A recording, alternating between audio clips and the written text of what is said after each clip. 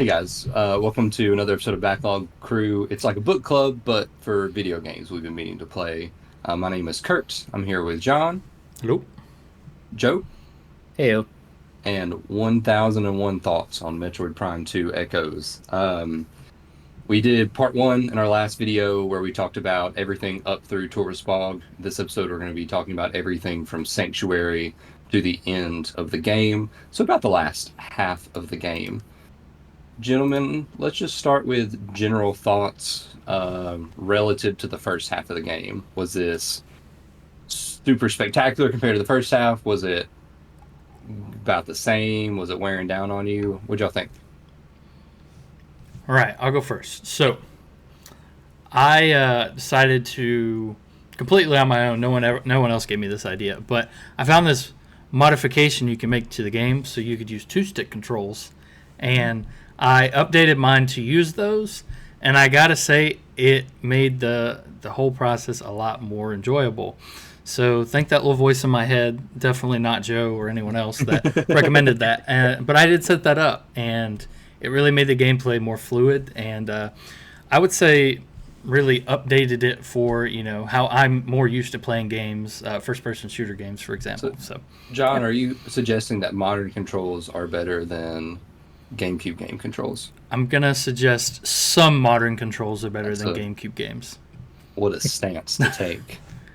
If that's wrong, let me know down in the comment section. I think he's also suggesting that we just need Metroid Prime 2 remastered on the Switch. Yeah, exactly.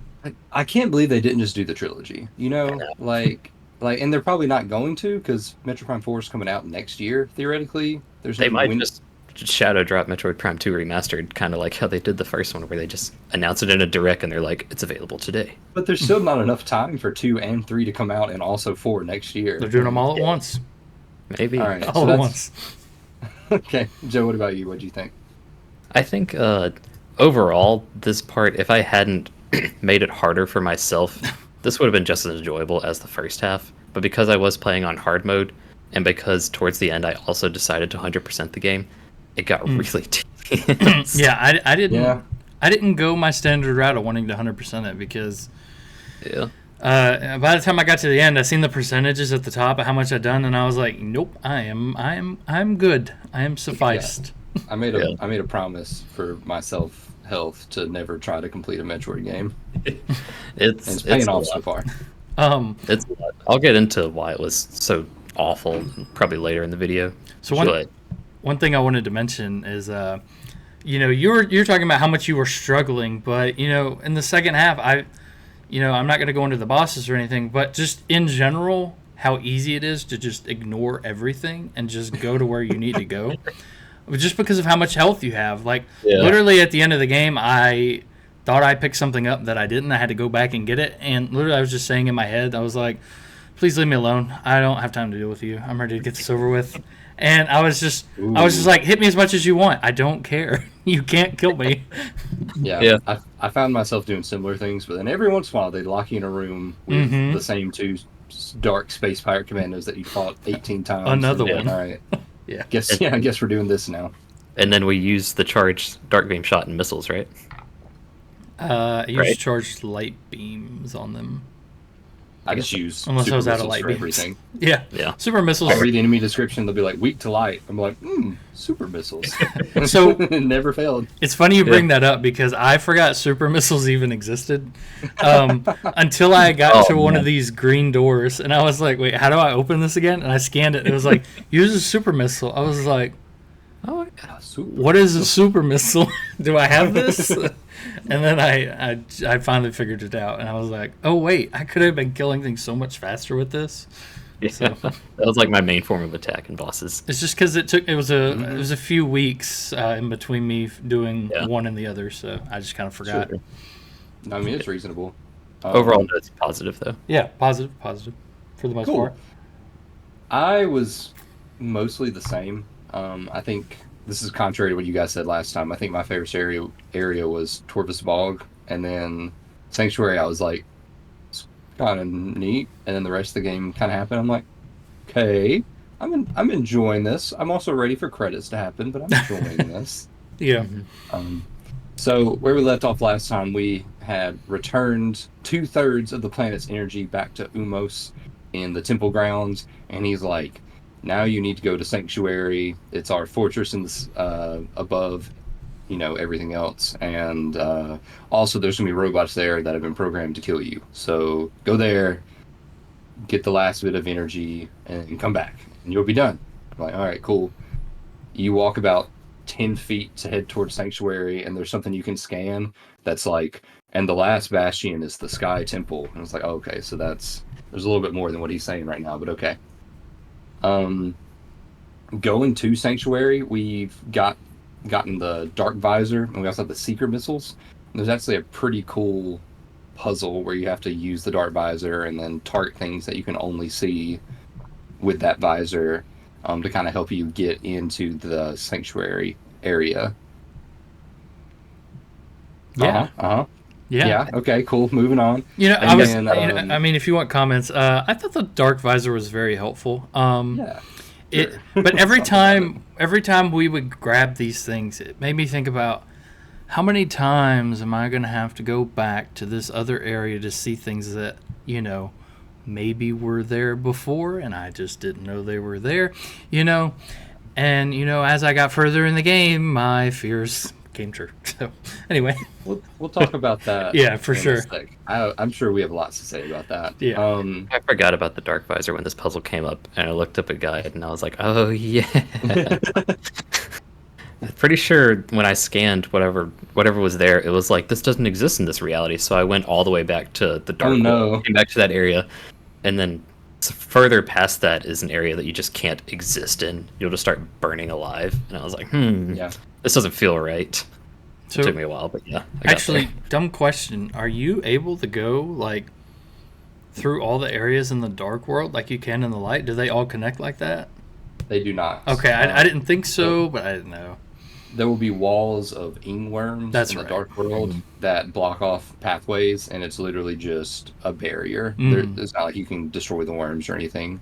So the Dark World is smaller than regular Aether. Right. You can push through. You'll die eventually. Oh, really? I didn't know you could push through. Yeah, I tried going through the ingworms or whatever, and there's just more in the next room. There's no safety. Oh man, that's cool. Huh. Yeah. Interesting. Umos gave you the next translator chip. Again, he refuses to give you the entire language at once. He's a little bit by a little bit. And the door is actually right next to the Galactic Federation ship that was sort of the catalyst for Samus coming to this planet in the first place. So that's kind of a full circle concept that Metroid's really good about, of starting you in an area, and then it turns out the starting area is pretty much the in-game area. Metroid does a good job of just giving you tools to kind of expand what's there rather than saying, and then here's the next level. As soon as you step into Sanctuary, you get attacked by turrets. And then I wrote down, strange yellow beam is strange. Yeah, so I was wondering about those two. I was like, is this going to hurt me? Are these just for decoration and they're going to hurt me? And then I walked into one and it didn't do anything. I was like, okay, they're not really for anything. Got it. But the weird part is that sometimes they are. Because there's two instances where you have to step into the yellow beams to complete story content. Because there's one that teleports you so that you can get a Sky Temple key. And then there's one that literally takes you to the final boss. Right. Well, no, I meant at this point in the game, though.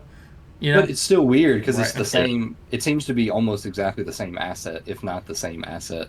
But there's just 4-ish beams of light all around Sanctuary that just don't do anything. Oh, they didn't? Cool, and it's fine that they don't do anything. It's just I didn't actually check them all. I just kind of went. I kept jumping in. I was like, this got to be something. And then eventually it was something, and it was mandatory. And I was like, what is happening? What a weird design decision. But yeah.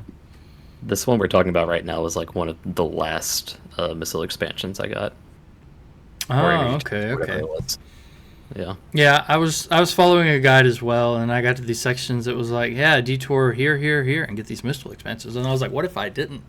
What if I didn't do that? Yeah, the missile expansions feel really good up front, and then the more you get, you're like, do I really need 120 missiles? Right. 115. What's it max out at anyway? Yeah. I don't know. Joe, you Two- 100%ed. 255. I slept like 100 less than that, is what it felt like. So I Yeah. almost ran out a couple times during the final boss.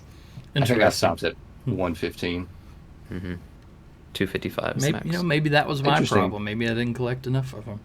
That's Should've played 5 hard more mode. missiles than you can collect in the first Metroid Prime, Oh, is it? Interesting. and Just random trivia. 165, I think, more than you can collect in Metroid Prime Hunters. If anyone wanted to know that information. Nice. All right. We enter Sanctuary Fortress. There's actually really cool cinematography like John's got going right now. Yeah, of course. Yeah. We do it. There's actually really cool We'll do it live. cinematography, like aerial shots over this giant bridge and this giant fortress. And there's a really cool battle on the bridge. And I feel like it just set this up to be a really, I don't know, just powerful atmosphere for what we believe, at least at this time, to be the final area. Yeah. What were y'all's first impressions upon arriving to Sanctuary? Joe? Oh, I thought it was really cool. It gives a lot of vibes of an area that's in Metroid Prime 3, which some of you might get to eventually. But it does course, contrast very well with the rest of the game in this like big high tech, like floating island kind of spaceship vibe. For sure. I think it's super, super cool. Yeah. John? So I seen this bridge and I was like, this is definitely going to fall apart when I walk on it. And then it didn't. And then it did later, but I wasn't walking on it. So I was like, you know what? I'm halfway right. It's okay. That's all I really had. So I was just sitting here thinking about it. I was like, why would there be a bridge to a fortress? And I was like, wait a minute. The sky all around it is like the moat protecting it. And it clearly didn't help them very much. But They tried. they didn't think Yeah. there would be another dimension that just showed up out of nowhere, I guess. So. Yeah, let's see how you handle another dimension spawning on top of your home. Plan for everything. I think that the battle on the bridge, because you fight a lot of space pirates here, this is the most the game feels like a traditional first-person shooter, to me at least, because I was hiding behind cover and poking out and firing some missiles and jumping back, turning around. There's enemies on the other side of me now. They're flying around. I'm shooting missiles and morph balling to try to move a little quicker, and that was always a bad idea, but it was fun to try. Yeah. So this was the first actual battle since I turned on the 2-stick controls, and I agree with you. It was the first battle that I thought that felt like a first-person shooter. Yeah, so I agree, but for different reasons. For one reason or another. Yeah. Yeah, well, to be fair, remember, I'm on the Wii, so I'm using, like, WoW controls, so how traditional of a first-person shooter could it feel like, I suppose? Fair. Once you actually get inside the fortress proper, in Sanctuary proper, you encounter more robotic enemies, and one of the first ones you encounter, I don't remember the exact name of it, I should have a list pulled up, but here we are, is a security drone kind of thing. It's like a bunch of orange screens with a metal core that kind of glitches around. Eventually, those got annoying, but the first time I got blasted by one, and my screen just went static, and it was like, press this combination of buttons to restart. Oh yeah. And then you ahead. do that, and then on the side of the screen, it's like a computer booting up. It's like Visor Online, Power Suit Online, Missiles Online. It's just every single thing that you have, just click, click, click up the screen. And it doesn't take long, but it's just a really cool effect. Be like, oh yeah, I'm in a computerized suit right now, and these things could really mess that up for me. So, I didn't even realize they did that until like I got to the area where you have to climb up like this pillar in the center of a room that had multiple enemies in it that were doing that. And so I'd killed a few at that point, and I was like, okay, these aren't that bad. Just stay back, shoot them. And then the one at the top hit me with that, and I was like, wait, what's going on? What? It just took me a few to realize that that's what they did, and I kept clicking A instead of B, on my official PS5 Nintendo hardware software, and I was like, why isn't it working? And then What I realized is the button combination like LRA or LRB? Well, I keybound it, so X was A, circle was B, square was turned into the ball, Y was a missile. Okay. Triangle was a missile. If I didn't say triangle, Okay. yeah.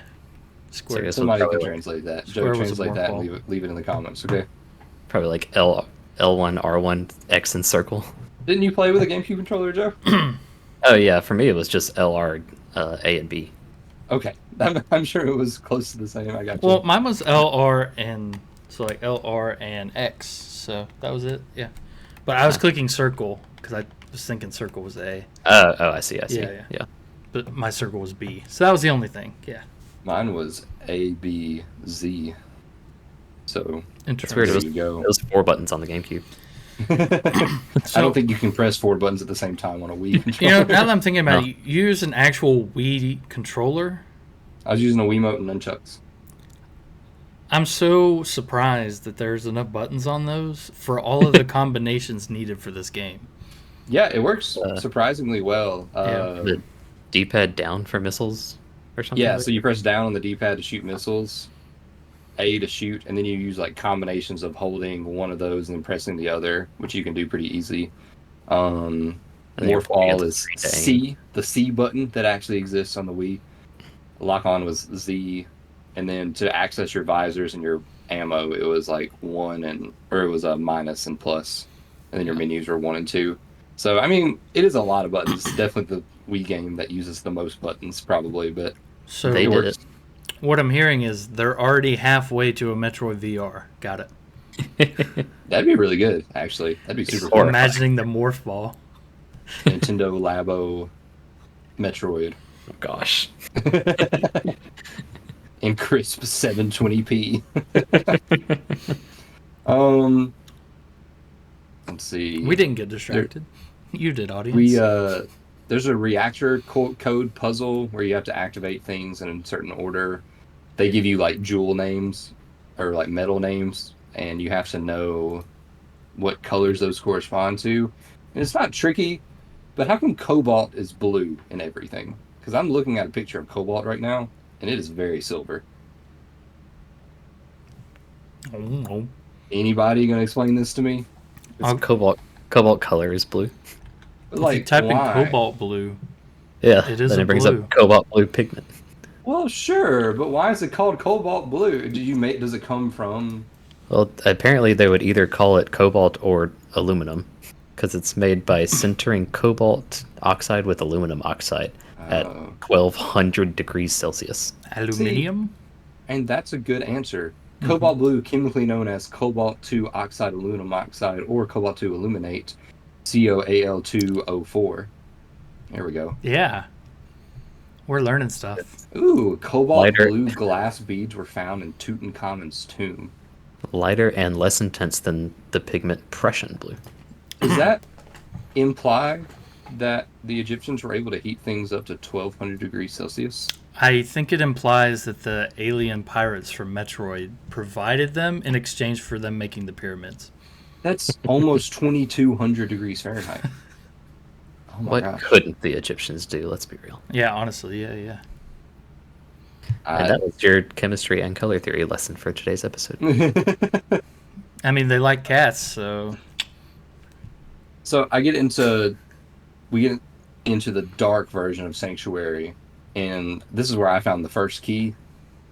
And it's like, you got the first hive key, one of 3 keys needed to open the Oh, hive. yeah, I was yeah. just like, what is the hive? What's happening here? And then they explained it in the next room, but was I the only one? Was I dumb for being confused at that moment? well, don't- I thought they were bug-like creatures, so I was like, it makes sense they have a hive.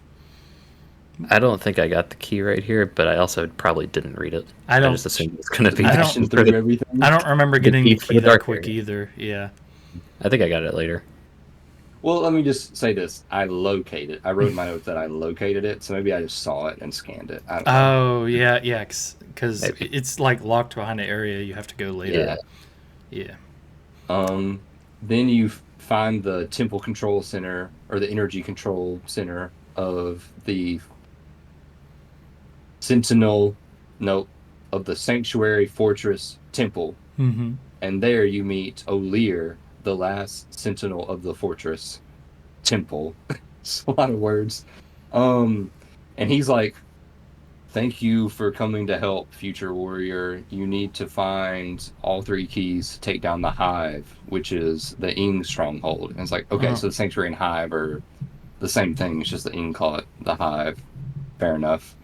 I don't. It just seems weird that they did that when the other two were. This is the Dark Torvus key. This is the Dark Aegon key, and they changed it. And I'm a dummy, so I got confused.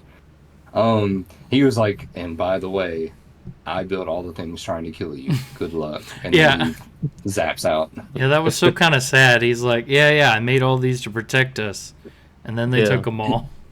Yeah, if you scan his like corpse on the ground, it says he was not struck down by Ing warriors. It took more than that to finish him, and it's like, oh, he got destroyed by his own creations, which is beautiful, really fitting. Yeah, I think there were I think there are a bunch of lores that were also talking about it too, about how they built all these machines to try and fight back against the Ing, and then just the Ing were just like, oh, we could just we can live in that. I think it's free real estate. Yeah. I think it worked for a while, and then the Ing realized they could like reverse engineer and like, or not reverse engineer, but like take over the machines and make them fight back, and that's sad. It's very sad. It made for cool enemies, but very sad. There were some pretty cool enemies in this section. Tough enemies too. Yeah, surprisingly. Yeah, I just ignored them. Let's just jump into it. The toughest enemies in this one for me were the big Colossus guys, and I don't think I died to them, but they just made me go through all my ammo pretty much every time I fought them. In the only rooms I fought them in, though, there were like things you could stand above them and they couldn't even hit you. So like I just kind of took them out, and then I ignored all the other ones. So just ran past them. Yeah, I did do that once. Stand above them and just kind of peek out. So there's this room. I think it's called the Hall of Mastery, Combat of Mastery. You have to go through it like 50 times, is what it felt like. And they would be there every time, unless you kill them one time and they don't come back. I never killed them one time, but I just kind of ran around them after they activated, because you get an ability that lets you basically just skip that room if you're fast enough. So I was like, why am I going to fight these multiple times to get nothing? So I didn't. I think I killed all the ones that I encountered, at least almost all of them. I think one of them tries to is in the very first room in the sanctuary, but it doesn't activate until you leave. And I was just like, I'm out. I'm That's leaving. Funny. That's the only one I killed. Yeah, definitely fought the big guys at least once, but one of my favorite enemies became the guys that we already talked about, the ones that make you like reset your system, because you get an ability later where you just destroy them immediately, and it's so satisfying to do every time. Oh, I don't know what you're talking about, so feel free to go ahead, spoil it. Screw attack. Yeah. Oh, I didn't think to use that as an attack. I was using it for navigation. I used it a lot as an attack, almost every chance I got. Yeah. Well, we can go ahead and talk about it now since it came up. The screw attack in Metroid, like traditionally, like 2D Metroid, has basically just been like an infinite jump that deals a ton of damage. So you're invincible. What'd you say? Space jump is the infinite jump. Screw attack is the attack. Yeah, duh. Right. If it wouldn't cause so much pain for John to reset everything, I would leave this call right now. I would leave it right now. Anyway, so you get infinite jump that also deals damage, and it's really powerful in 2D Metroid because, it's just an X and a Y axis, so you're going across the screen just killing everything. I find it much less useful in 3D Metroid, and also much less reliable. Was I the only one having trouble getting it to Proctor? If I went too high, it would just stop letting me do it, and then I would just fall. Yeah, there's definitely a weird quirk to it where you just have to keep a very specific rhythm. But also in some of the older games, you do have to keep a specific rhythm, and it is a little bit quirky. Like in Super Metroid, if you don't have the same rhythm, you'll just start falling. Yeah. But the fact that it's always been a little quirky doesn't negate the fact that it shouldn't be quirky still. Yeah, I guess you're right. It has always been kind of quirky. But also with this issue, when you're adding in that depth dimension, if you start your jump and you're just a little bit off, by the time you get to your destination, you're like 6 feet away, and then you just fall and have to do it again. And I don't know. I never got the rhythm. I tried, and I attempted every jump probably at least 3 times before I was finally successful. But yes, John, the screw attack does in fact deal damage. Deals a lot of Today I damage. learned. I'll remember that Also, if I go one more back and play complaint again. about the screw attack. If you like run into something, like say you hit a ceiling above the platform you're trying to hit, it bounces you back. You It bonk doesn't back just like let you hit 20 it and then just kind of fall, which would be very helpful. She does like a flip backwards, and a few times I did that, she literally just jumps over the edge. I have to do it again. Like, okay, it's kind of cool looking that she does that flip. It's never good. It's No. never good that happens. It always makes things worse. Yeah. Yeah. Okay. But yeah, it does one shot most enemies. And I ended up like rather than fighting a lot of the enemies in this area, I would just space myself out so that I could screw attack into them and kill them immediately. That's pretty cool. Didn't know that. So one difference between the GameCube and the Wii versions of this is that on the Wii version, when you're in Morphball mode, you can just flick your Wiimote up and you jump when you're in Morphball mode without having to use a bomb. So, with the knowledge of that, with that being how I endured this, how did you guys handle the Spider Guardian boss fight? Probably a lot slower than you did. So the first little area wasn't bad. I just kind of found a, where the bomb slot is in the first room. I just kind of sat there and blew it up. The second one, I couldn't quite figure out. I was trying to find like platforms to sit on to blow it up, and I couldn't find it. So what I ended up having to do was going down to the bottom area, which I thought was going to kill me, but then I figured out it's actually a half pipe, and I was using that going up and down, and then just blasting it, like dropping all 3 bombs in its path it was about to go to, and just taking damage from it, and just going on to the third one. The third one, I found a spot to just sit and blow it up. And then the last one, that was just trial and error. Yeah. I remember doing a lot of waiting and just like being like, oh, it's going to come here in a little while. And I just wait and then fall down where it's supposed to be, drop a bomb, and let it get hit that way. I don't remember this boss being like bad. I just remember it being kind of tedious. Did y'all have any trouble getting to the bomb slots after you sunned it? The second area, I had to do it twice. But the last one, I think I did 3 times. Yeah, the last section I remember being especially annoying. Yeah, that last section probably took me longer than the rest of the fight by like double the amount of time. Just because I kept like mixing up what the path I needed to take was and falling. So that whole fight probably took me 20 minutes, maybe. I don't know. The fact that it like speeds up half the time, or you just have to like plan your routes so perfectly. I remember it being like, oh, I have to do this perfectly to actually get it to the very, like on the very last hit. So what's funny is I actually missed the hole that you're supposed to jump in for the very last bomb slot. Because I kept doing it, and I was like, I don't see where I'm supposed to go. And it just blended in so well with like the background. Yeah. And I didn't even notice where I was supposed to jump through to get the bomb slot. So that one was annoying. But other than that, it wasn't awful. It's a kind of annoying-ish puzzle boss, but honest to goodness, after the bosses that we've been fighting previously, especially with things like the Grapple Guardian, this was a really nice change of pace. Right. And even though there were some frustrating aspects to it, I was happy to do it for the most part. Yeah, it could always be worse. It just helped that it wasn't a bullet sponge. It felt more like a Zelda boss where it's like you have to do this thing, and when you do this thing, it takes out a third of its health, and then you do that thing again in a different way that takes out the next third of its health. And typically, not always, but typically, I prefer a boss like that versus a boss that has 1,000 trillion hit points and I just need to shoot a bunch. Yeah. Yeah, I agree. Hey, the spider ball is pretty good, right? It's pretty neat. Yeah, so that opens up who knows how many other areas for you to go back to and find things if you want. Yeah. Or if you don't want. John, sounds like you wanted Sure.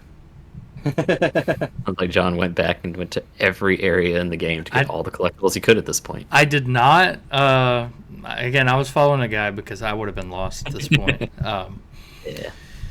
Yeah.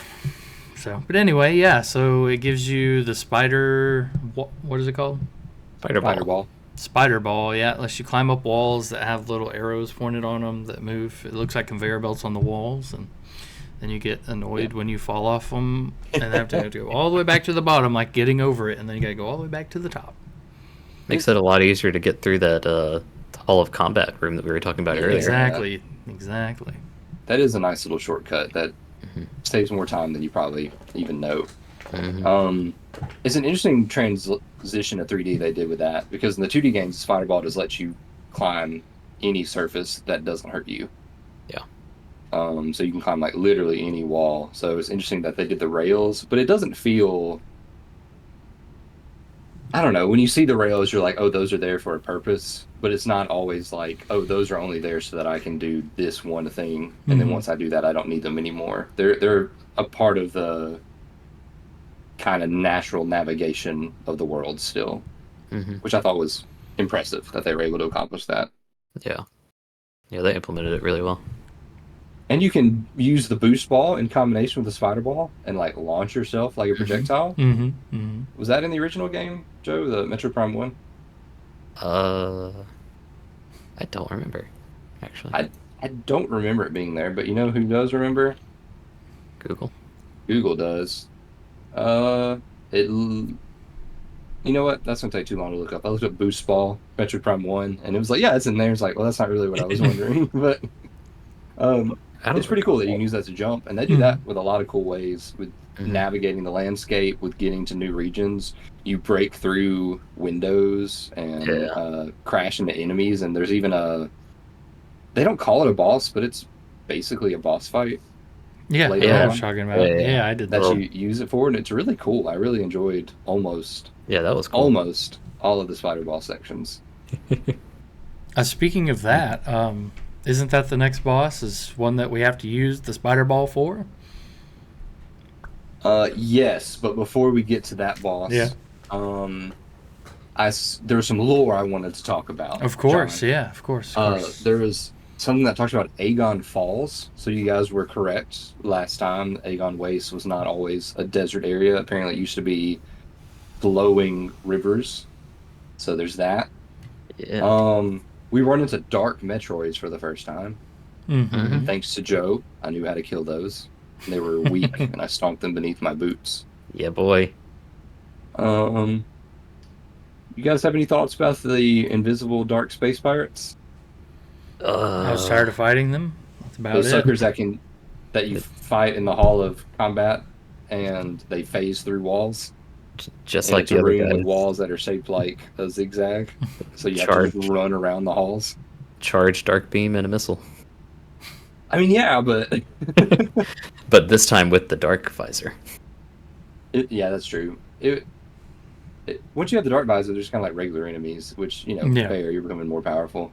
But it really was frustrating that one room where they kept jumping, and you're like, let me go down 2 hallways to get back to them, and they jump back, and you're like, oh my gosh. No. What I did was I played a game of waiting. I would sit there and wait for them to come back. They started this fight. They made it where I can't leave. They're going to come fight me. I'm not going to come find them. That's really funny. And sometimes, like I said last video, they will just leave. They'll literally just leave, and the door's open. That's true. They'll get bored, and they're like, sir, we can't stop her. They'll just jump out. She's just waiting there, menacingly. All right, John, to your point, we get another one of those notifications that's like Chozo detected in dark Torvus Bog. Yeah. So you got to head that direction. Back again to the room that you already did a boss fight in. Again. John, I'm sensing bitterness. Would you like to open up to us? Just the amount of times that I have to backtrack to this particular room or this particular little area of Torvos Bog, it's just kind of annoying. It's like, why do you choose this room 6 times? Just let me do it all at once. You should have 100%ed it. I don't want to. On my notes, I wrote, lost Chozotech, Torsbog, and then I wrote, that's kind of a long way. Yes. So maybe it's power bombs. And I don't remember this happening. I'm just rediscovering this. All caps, my next bullet is, no, you need the power bombs to get them, but I walked all the way there instead of checking the map more carefully. And then the next bullet, all caps in bold. Wait, no, it's not, but I already went all the way back. So I went to the wrong place and said, oh, I can't get here. I need power bombs. And then went all the way back to try to find power bombs. Couldn't find them. And then went all the way back again. And it turns out the boss is, in fact, the power bomb guardian. There and back again. A Kurt's journey. That was literally a half hour of my playtime, which is running back and forth. And I always, I kept thinking, like, oh, I should just turn the game off and reset. That'd be faster. But I always saved in every save spot that I hit. So I was like, it wouldn't be. Yeah, I'm not replaying anything. Yeah, I'm saving. 2 rooms ago. Yeah. So anyway. I think we can also mention that it was something around this point where something we alluded to happened. The bridge got destroyed. Yeah, it's at this point. When you left there to go to Torvus Bog, it was destroyed. Yeah. And then you got to use your brand new ability. She's like, oh, you got the ability to get past this without the bridge? Well, how about I take it away? You fool. Yeah, Dark Saint. See, at least she's showing up and doing something this time. It's not like in Torvus Bog where she was just like, hello, and then just left. Like, that's literally all that happened. So, yeah. Like Sephiroth and Final Fantasy VII for the first 30 hours. Yeah. Sorry, mini rant. All right, we fight. Before we fight, yeah, the bridge section's kind of cool with the spider ball though, because you're like jumping around, and then you get the screw attack later, and you never have to do it again, I guess. And it tells you you can use the boost ball to jump between spider ball rails. Yeah, every time. Every time, yeah. It's in case you forget, guys. It's called game design. Right. Yeah. I mean, it makes sense. Yeah. Yeah. John, talk to us about the Power Bomb Guardian. So the Powerball Guardian, this is a very special fight. You go to this big silo that used to be filled with water, but because you're in the Dark World, it's not. Instead, it's full of spider walls, where it's a very particular track that you have to follow. Spider walls sounds terrifying. I'm sorry. Yes. So the walls are filled with tracks for your new spider ball ability, and you have to follow the tracks and let go of your magnetism and then reattach it, and then use bombs to jump up and down. And then when you're almost going to get in the bomb slot, the creature in the middle of the room shoots a big explosion that hits you by this much, and then you fall and you get to do it again, and then again, and then again. But if you ignore that, all you have to do to win this fight is follow the paths of jumping around, exploding, or demagnetizing, remagnetizing. Hit, I think, 4 bomb slots, 3 or 4, and then you win. Because basically you're blowing up a machine. You're turning on a machine above the creature that's gonna just smash it. Right? Is that what happens? Something like that. It does at the end. I wrote he got squished. Yeah, so I think you're probably right. Like a piston fell on top of it whenever you blow up like 4 bomb slots. I wouldn't say this fight was hard. I was never in danger of dying. I was just annoyed. Just only because I was like this close, and then I get clipped by the edge of the expanding explosions. So, yeah. So on a scale of like 1 to 11, how would you rate this boss? Depends on which one I'm comparing it to. If I'm comparing it to, just in terms of the joy you felt while fighting it, 2. Yeah, that's what I would probably give it as well. Yeah, it's a neat concept, but it ultimately really sucks because the way to get up is so limited and slow, and then you got to navigate, figure out where you're going, and there's usually no less than 3 things trying to hit you at any given time with no way to defend and no good way to dodge. And if you're hit at all, you magically get shot off the wall. You can't just hold back on somehow. And your own bombs that you can use to kind of defend yourself from the little black sludges will also make you jump, which sometimes is not ideal. Yeah. It's the fact that you have to just like time where you're going to be at any given moment, being like, oh, I have to wait 3 seconds for my morph ball bomb to explode so I can go to the next rail. Let me distract him for a second so that he throws a nuke 4 feet in this direction so that I can go 6 feet in this direction after I wait a certain amount of time. It's frustrating, for sure. it took me a while to figure out how to do anything at first because, like I said, on the Wii version, you just flick the Wii remote to jump, and I was trying to do that, but you can't do that with a spider ball. You can only jump with the power bombs, and so there's times where you have to use the power bombs to jump from rail to rail. And I was like, I probably boost, right? That's the only thing I can think of. And so I kept just launching myself across the room, and it was never the right answer. You had to play on our level using. Yeah, bombs. I know. I felt like a GameCube scrub. It was rough. How terrible. Yeah, this was probably my second least favorite boss fight of the game after the Grapple Guardian, because, gosh, the Yeah. Grapple Guardian sucks. Yeah. Is this And guy then- the most powerful in the Metroid series, though? He just throws unlimited power bombs. He does have unlimited power Continuously. bombs. And then you get the power bomb upgrade, and you get 2. Yeah, yeah. That's it. You get 2. The amount of times I had to run around and find something to kill just to have some more until I got some upgrades was a Yeah. lot more than I expected.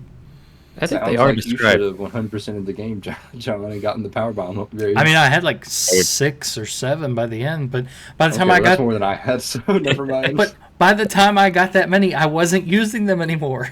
Right. Both of you better Yeah. load up your saves. It's one of those things where they're like, all right, now you can explore these 7 areas that have like Dingium walls, which is the material that they're like, it could probably be blown up by a power bomb. And that's cool and all, but if you're just trying to run to one, then you're gonna have to, like John, you just said, stock up on ammo by just shooting random stuff. Indeed. Power bomb expansions, it's Yeah. cool to get one. There's a room with like 6 portals in it that you can keep jumping from dimensions and figuring out how to get to the next one. That's entertaining. Mhm. I did that one. I took a detour to Aegon Waste, and I don't think I found anything there. So then I went back to Sanctuary. I'm sorry, I'm just looking through my notes. Yeah, I was gonna say I didn't remember I- going back there at this point. I don't know why I did. It's just on my notes. So when you go back to Sanctuary, this is where those big hulking guys finally activate. Whenever you come Yeah. back with the power bomb. So Yeah, that's I didn't. right. I didn't think about this till just now. Is the point? Are you supposed to kill them with the power bomb now that they're there, and you have the power bomb? I never used one on them, but I mean, either it adds up. the description certainly doesn't Allude to that. make me think that. Yeah, Fair enough. it was just kind of like use the opposite energy that they were using, and Yeah. then that was pretty much it. But you probably, I mean, And a bunch of super missiles, probably. again, this is one that I don't think translated as well to 3D, because the 2D Metroid power bombs are the stuff. Like, you do them and they destroy everything on screen. Like, no matter how far they are, they literally, all the enemies, all the obstacles. If there's any, blocks that can only be destroyed with certain missiles, they'll show you. And here it's kind of a big area, but I definitely had moments in boss fights where I would drop a power bomb and then the boss would flee a different direction and it wouldn't do anything. Yeah. And then, like, in Metroid Other M, they tried to make it really cool. One time, when you get it, it just, like, annihilates the room, turns it completely black. All the walls are warped and charred. And then it never does that again, and you have so many power bombs later. Good old Metroid Other M. It's a good time. It tried. Indeed. So we'll talk about that later. We get to the Metroid Other M? Oh my gosh. No, we're not talking Spoilers about for that the later. next one. I mean, whatever the next person picks. We get to the Dynamo Core, and there's some cool puzzles with this. There's stuff that requires the Sonic Visor and the Annihilator Beam, which we'll get later. There's stuff that requires boosting, crashing through windows. There's a Rubik's Cube-ish Puzzle, kind of yeah. puzzle. I that- liked it. I liked it. I liked it too. It felt kind of out of place. It did. Like, it didn't feel very Metroid-y. It made me feel smart, though, because you solve it kind of quick. Yeah, Right. you do, and I'm like, oh, I'm so smart. And then I finally did There's another one something. later, and I'm like, oh, I'm so smart again. And I was like, they probably made this really easy to solve. Like, it's probably almost solved when they put it in front of you. Yeah. And then you walk into this area where there's a bunch of space pirates having a shootout, and it turns out it's against Dark Samus, and she's just lighting up these fools. Like, no survivors at all. They didn't lock her in a room. And then you fight Dark Samus. Joe. I'm trying to catch up. I think I got stuck in this room for so long before you Oh, like the puzzle room? where you see Dark Samus absorbing the Phazon. Yeah. I was How? walked around this room 4 or 5 times before I realized you're just supposed to walk up to a door and it opens by itself. Oh. Did you think it was a I didn't wall even- or something? Yeah, it didn't Oh. look like a door. That is unusual, to be fair, for the game. None of the Yeah. doors open on their own. You couldn't scan or anything. There was nothing to see with the dark visor. I just kept walking back and forth to this window where you see Dark Samus just doing her thing. And it's like, oh my god, how much Phazon is there? Right. Notice me. And then, yeah, eventually you get to fight Dark Samus. I was wondering that. I was like, can I just sit here and she like do something if I wait too long? It does not. That would be really cool, honestly, if she just like crashes through and just like one hit kills. Just She for finishes absorbing the Phazon. She's just like, what are you doing? That just reminds me of Undertale when I waited for what's her name to come back. I was like, she was like, don't leave, and then I didn't for an hour. I left the game running, and then nothing happened. Yeah. It's just things that I wonder. I'm like, did you actually do anything? you're calling them on their bluff, John. Yeah. You're doing good work. Proud of you. Anyway, Dark Samus. Is this the first time she has Boost Ball? Because I remember she uses Yeah, that a lot. it's like a in the pinball fight. fight. Yeah. Yeah. Where you're just kind of standing around trying to jump over her as she's using the Boost Ball. So, can I ask, Joe? You're playing a harder difficulty. Were you Mhm. ever in danger of dying in a Dark Samus fight due to damage? Pause, With as that- opposed to... With that caveat, no. Spoilers. Actually, Okay. those are spoilers, yeah. He gets it. Because Oh, it happens. All right. Don't worry. We'll get there. We'll get there. We'll get there. You guys plot something without me? No, I Yeah. just played the game. Yeah. Did you finish the game, Kurt? I did. Interesting. All right. Anyway, so you never were in danger of dying to Samus's Oh, okay. damage? I Yeah. see what we're talking about now. Not I'm just by throwing the upkeep. health. No. Okay. Not by health. Okay. No. All right. I It was just essentially just made the game longer. so yeah. I was just wondering because like I was never in any trouble of like whatsoever of dying to Dark Samus in this, like especially with how many health bars we have at this point. Yeah. So I think Dark Samus just got more continuously tedious because, especially with hard mode, she just takes less damage from all of your shots. oh okay. And she has more phases where she's like invulnerable. Like in this one, she has areas where she's like crouched down, she has shields around her, or she's floating around and she has her little blue aura around her where you can't hit her.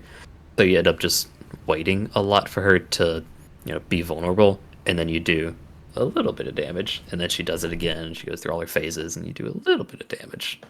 And it just ends up taking forever. Yeah. Do you think if you weren't on hard mode that it would be enjoyable, or that the invulnerability and the waiting is still a bit much? I think it would have been a lot more enjoyable. Yeah, I was gonna say I thought the Like- fight was fine. Mhm. I wasn't instead ever in of, like, danger. 8 phases, it might have been 4 phases, and I wouldn't have noticed. Yeah. I thought this was a legitimately good fight. She does have a lot of invulnerable moments, but the thing about this fight that's different than potentially one that'll happen later is that her attacks are like really reactable, like they're readable. You know what's about to happen, so you know what you need to do. When she's pinballing all around the screen, Joe, you said you were jumping. I was like dashing side to side to dodge, Oh, I was and that jumping. felt like I was really good at the game and really cool, even though it was not that hard to do. I think I was still Um, getting hit, so you might have been on the right track. And then whenever she became vulnerable, just super missiles was all I did. But it was she had enough health that the super missiles felt like I was doing a lot of damage without it making it feel like she wasn't a threat. Mm-hmm. Yeah. I can't think of which bosses off the top of my head, but there were definitely a couple bosses that we've faced at this point where I use a super missile and their health just goes like... and I'm like, ooh, Yeah. that felt good. Another one. Early in the game, it's just like a fourth of their health. Yeah, it's Yeah. great. Yeah. We did And it. this is... Oh, go ahead, Joe. John, I mean. I was just saying we did it. We killed her. Hey! After the fight is like maybe one of the coolest examples of how like family-friendly term, I'm trying to think of one. Awesome, I suppose. Samus is. I want to say bad, something, but Hmm. because because Dark Samus, this She's a creature that's beast. There you go. basically pure evil, that's made of phazon and was like destroying an entire army of space pirates. Literally, after this fight, watches Samus for a second and then says nope, and then turns around and jumps off a building just so she doesn't have to be around Samus anymore. Uh-huh. Like, I'm just trying to think, is there any situation where I'd be so scared of an individual, like even if they were going to kill me, that I would rather jump off a building than just face that individual. So that, I don't know, that's just crazy to me. Yeah. And you don't get to see a lot of, most of the time when enemies see Samus, they're just like, get her. Man, it's cool seeing someone with the intelligence of like, I can't wait to find him out. Yeah. For sure. You get the Echo Visor, guys. Everybody's Yay! favorite I can be upgrade. a bat. Everybody's favorite upgrade, Yeah. especially Joe's. Yay. I equipped it, and then I was like, I can't see anything. This is a terrible. It's like I put sunglasses on in a dark room. What are we doing here? Trying to look cool. Yeah. And then those little audio symbols pop up, and you're like, oh, I guess I should shoot at those, and then nothing's happening. And I'm just like, I don't understand. And then it turns out you got to shoot at them from a certain angle, but you can't see anything You can really because see them. your vision is completely black. And sometimes in a certain order as well. Oh my gosh. Yeah. So, not my favorite upgrade, Hmm. if we're being honest. And it really scared me when I got it because I was like, what is this going to open up that I'm going to have to go back and do? Oh, now you're thinking like I was. I had that thought several times during this game, and I was always like, I'm gonna wait to get everything until I get the screw attack. Because I knew it was coming, and I knew it was gonna make traveling a lot easier. Well, you see, that was my thing. Like, I've never played a Metroid game, so I didn't know how many abilities to expect. So Yeah. I was like, okay, I got another one. All right, what's next? Yeah, I don't know. Big bomb, sure. I don't. Screw attack, yes. Yes, I'm a jumping ball now. Yes, I'm. Rule of why not? thumb is wait until the end, basically. Yeah, I didn't know what else sorry. I was gonna get. I'm sorry we did this to you, John. This definitely isn't the worst Metroid to start with, but it's like, Yeah. it's not in the top 3 probably. So, the only time I've played Metroid is from Smash Bros. So, like, I knew some of the attacks. I was like, yep, charge missile. It's like Mega Man, which is funny because we play Mega Man and Metroid very close together, and it's kind of Yeah. funny. I just thought of that a minute ago. True. Well, the screw attack is in Smash Brothers, John. So you really don't. Yeah, have that's any kind of on excuse me. now. Yeah. It's kind of. It's It kinda really on is me. just on you at this Yeah. point. My first Metroid game was also Smash. I'm specifically Smash Bros. Melee. Yeah. Smash was my first Metroid game, my first Fire Emblem game. It's my first Zelda game. Oh wow. Was it really? Yeah. That's fascinating. Fascinating. Huh. Let's see. The next big thing that happens is you fight the boss that's not really a boss, but it has a boss. Mini name and boss, like description. Dark Souls. It's the main research area security machine, or maybe that's just what I call it. Maybe it doesn't call itself that, but it doesn't have a health bar. But it's just a big puzzle boss where you have to destroy its arms, and they keep moving in different places, and you're using the spider ball to go around a circular track that's being raised vertically, and you're trying to get to the top of this tower. And it was just really fast, really reactive, visually interesting. I keep comparing this to other games, but it felt kind of like, I don't know, like a Mario Galaxy boss, where you're just like, I'm thinking specifically of, I think it's Mario Galaxy 2, where you get the drill power up and you're like shooting through the planet, jumping side to side to try to hit the robot weak points. Hey, I know the name of this guy. It's from Mario Galaxy 1. His name is Megalegs. Okay, see, there you go. Come on, Kirk. There you go. It felt like that, and like that's a good boss fight. So Yeah. I thought this was a really good boss fight too. Wow, Mario Galaxy copied Metroid Prime 2. Facts. Can you believe it? Nintendo can sue itself. How dare they? If nobody has anything to say about the main research area security system, I thought he was fine. It was more fun than some of the other boss fights I did. I actually died the first time I was doing it, mostly because my reaction time to figuring out I was supposed to turn into the spider ball and go up on those was a little too much for me. I was like, well, why is the floor electrified? Is something about to happen? Because I thought the 2 bars were like a decoration. And then I realized, like, halfway through my health, I was like, oh, those are spider tracks. I definitely dropped off the spider tracks because I was like, why do I really need to be on these? And then the floors got electrocuted, and I think I lost like 3 bars of health. In like It did so much damage so quickly. Yeah. I see. Yeah. No, I just sat there with my finger on Z, getting tired, but it worked. Yeah. I thought it was fun trying to predict when his like main reactor core would come out, and you just like launch out and destroy it. So it was fun. What do you even get for that? I don't even remember what I got for killing that. You get access to the next area.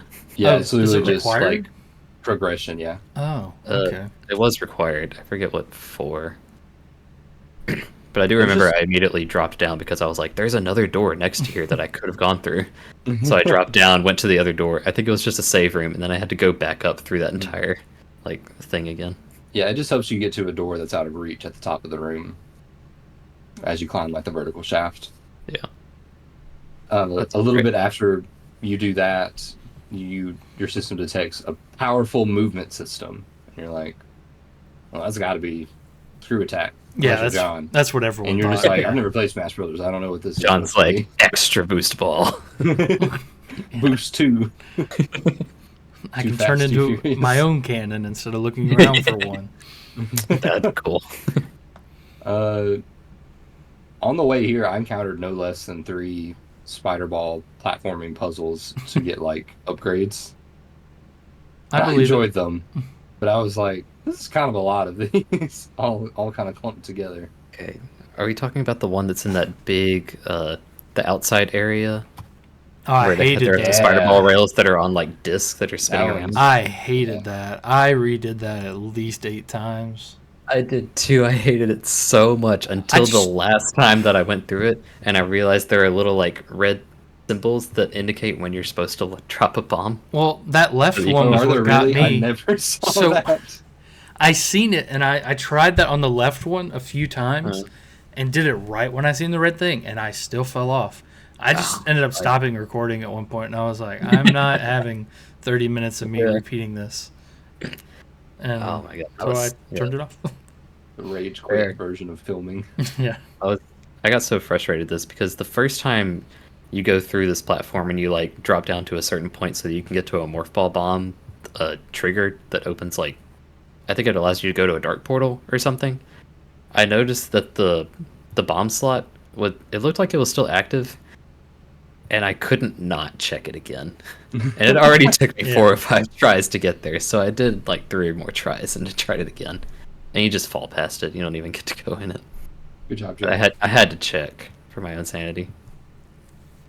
Of course. And you do it like 3 times to get a missile expansion or some nonsense. You get the screw attack. Is there a boss fight associated with that? I didn't write that down. I don't remember one. It's just kind of like a puzzle type deal with the lasers and a bunch of those guys that turn off your systems that you have to kill like 8 of them or something ridiculous. Yeah, it's an okay puzzle where you have to kind of jump back and forth between the dimensions. Yeah. Mm-hmm. I remember that. Yeah, it was okay. Then you get the screw attack, which, as we discussed, so good. Feels like trash to use and is very unresponsive. But it's so powerful. I wrote wall jumping is cool, timing is odd. And then later I wrote addendum, the screw attack feels like trash. So it's so funny. It has you do 2 separate screw attack things, like tests, to get out of that area. So one to go across, and then you get to the other side again, and then go back across. The second one is where I started noticing that I was getting too high, and it was just stopping, and it would just make me fall. And I'm like, did my controller die? What just happened? And so I was looking at the controller; it was still on, and I was like, and it jumped, and I was like, what am I doing wrong? And so I did it again, and I fell again, and I was like, how am I messing this up? And then I finally realized that if you hit a certain height, it just is like, you know what, you're done now. Yeah, like Joe was saying earlier, technically the space jump is what lets you jump like infinitely vertically, and then the screw attack just adds sparks to the outside of that. So they kind of combine it and also nerf it in this version, where it lets you travel infinitely horizontally, but it doesn't want you to use it to get any higher. But John, I agree with you that it feels bad when that happens, because it feels like you didn't mess up. The game just stopped you. This is a limiting factor there. I'm going to make you want to leave the room again. It lets you jump 5 times. Oh. Yes, I did. I found that out. Maybe that was my problem. I don't know. It's not infinite. Oh. Later, there's a part where you have to, in the Dark World, cross over the broken bridge. And I'm like, oh, cool. I have infinite jumps. No problem. And I jumped 10 feet from the edge of the platform and just started going. And I hit jump that 6th time and fell straight to my death. And I was like, are you kidding me? Why can't I just jump infinitely? What would this change? What room is big enough that 5 is too many? Really nothing. The only thing I could think of is maybe the rooms that don't have walls, like the outside areas, that lets you go out of bounds. But even then, they could have just stopped you. But all of those are just most of those are just like cannons that shoot you from one end to the other. And then if you were to jump into the distance, sure, make an invisible wall that you hit and die. Yeah, really. There's not much reason for them to limit it at 5. But after this, you have all you need to acquire all of the hive keys. Did anybody want to talk about any of that before we jump into the boss for this section? The only one I remember offhand is the one in the combat. I thought they were called Dark Temple keys. Not in the Sanctuary.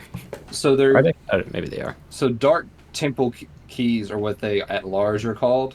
And then in each system, there's the Dark Aegon keys, the Dark Torvus keys, and then instead of the Dark Sanctuary, it's called the Hive. So it's the Hive keys.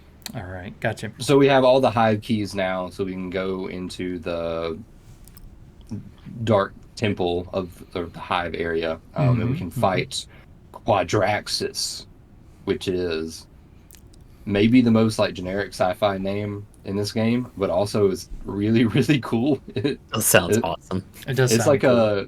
It looks like a Doom 2016 boss, kinda, to me. Except less bloody.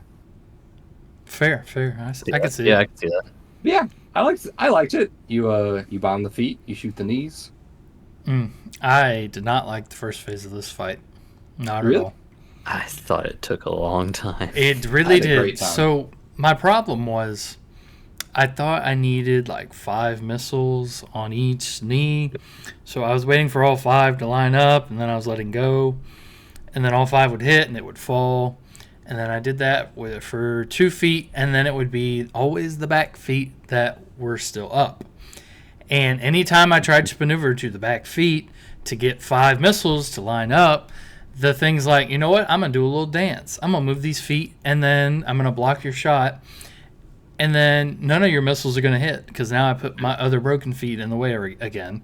And then when you finally got the third one, it's like, all right, well, now I'm definitely not letting you hit that last one. And so this went on and on until I finally figured out that, just 2 missiles was good enough. And hitting it with just a few instead of all of them was sufficient, and it was a lot less annoying. But I ended up holding my controller. I'm excited. Like this. So yeah, like a pro. I had thumb over here, index finger here, the other 2 fingers here and here, and then holding the lock on right here. Hold on, let me make sure. Yeah. So like this. Yeah, you're good. Yeah. And that's even worse than claw. Yeah, I don't know. Double claw? I'll call it double claw. Yeah, double claw. Did you not remap shoot to trigger? Shoot was a circle. But you have to hold circle. Now you have to hold circle, hold another button, hold lock on, aim, lock on after you aim, and then click triangle to shoot the super missiles or whatever. It was just a lot of buttons, and I was getting annoyed. I had a great But time with pointer controls.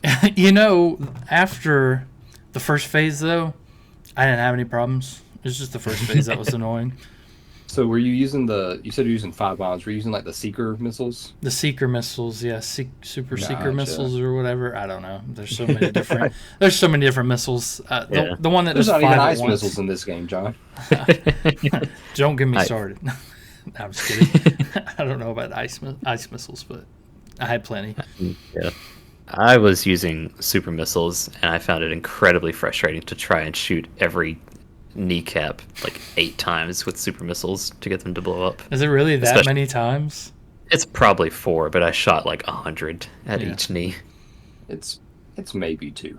If it was 2 super missiles for you guys, it was 4 super missiles for me. That's Yeah, what yeah, I'm I getting think it at. was 2. I see what you're Remember? saying. I see what But- you're saying. Yeah. I thought Plus it was that 5. last- Yeah. Yeah, the last knee that was always behind him, no matter how Always many times I blocked. tried jumping around him. Was so Jumping around and frustrating. going under him doesn't matter. He's gonna figure out a way to block it. Yeah. So were y'all bombing the feet? No, Yes.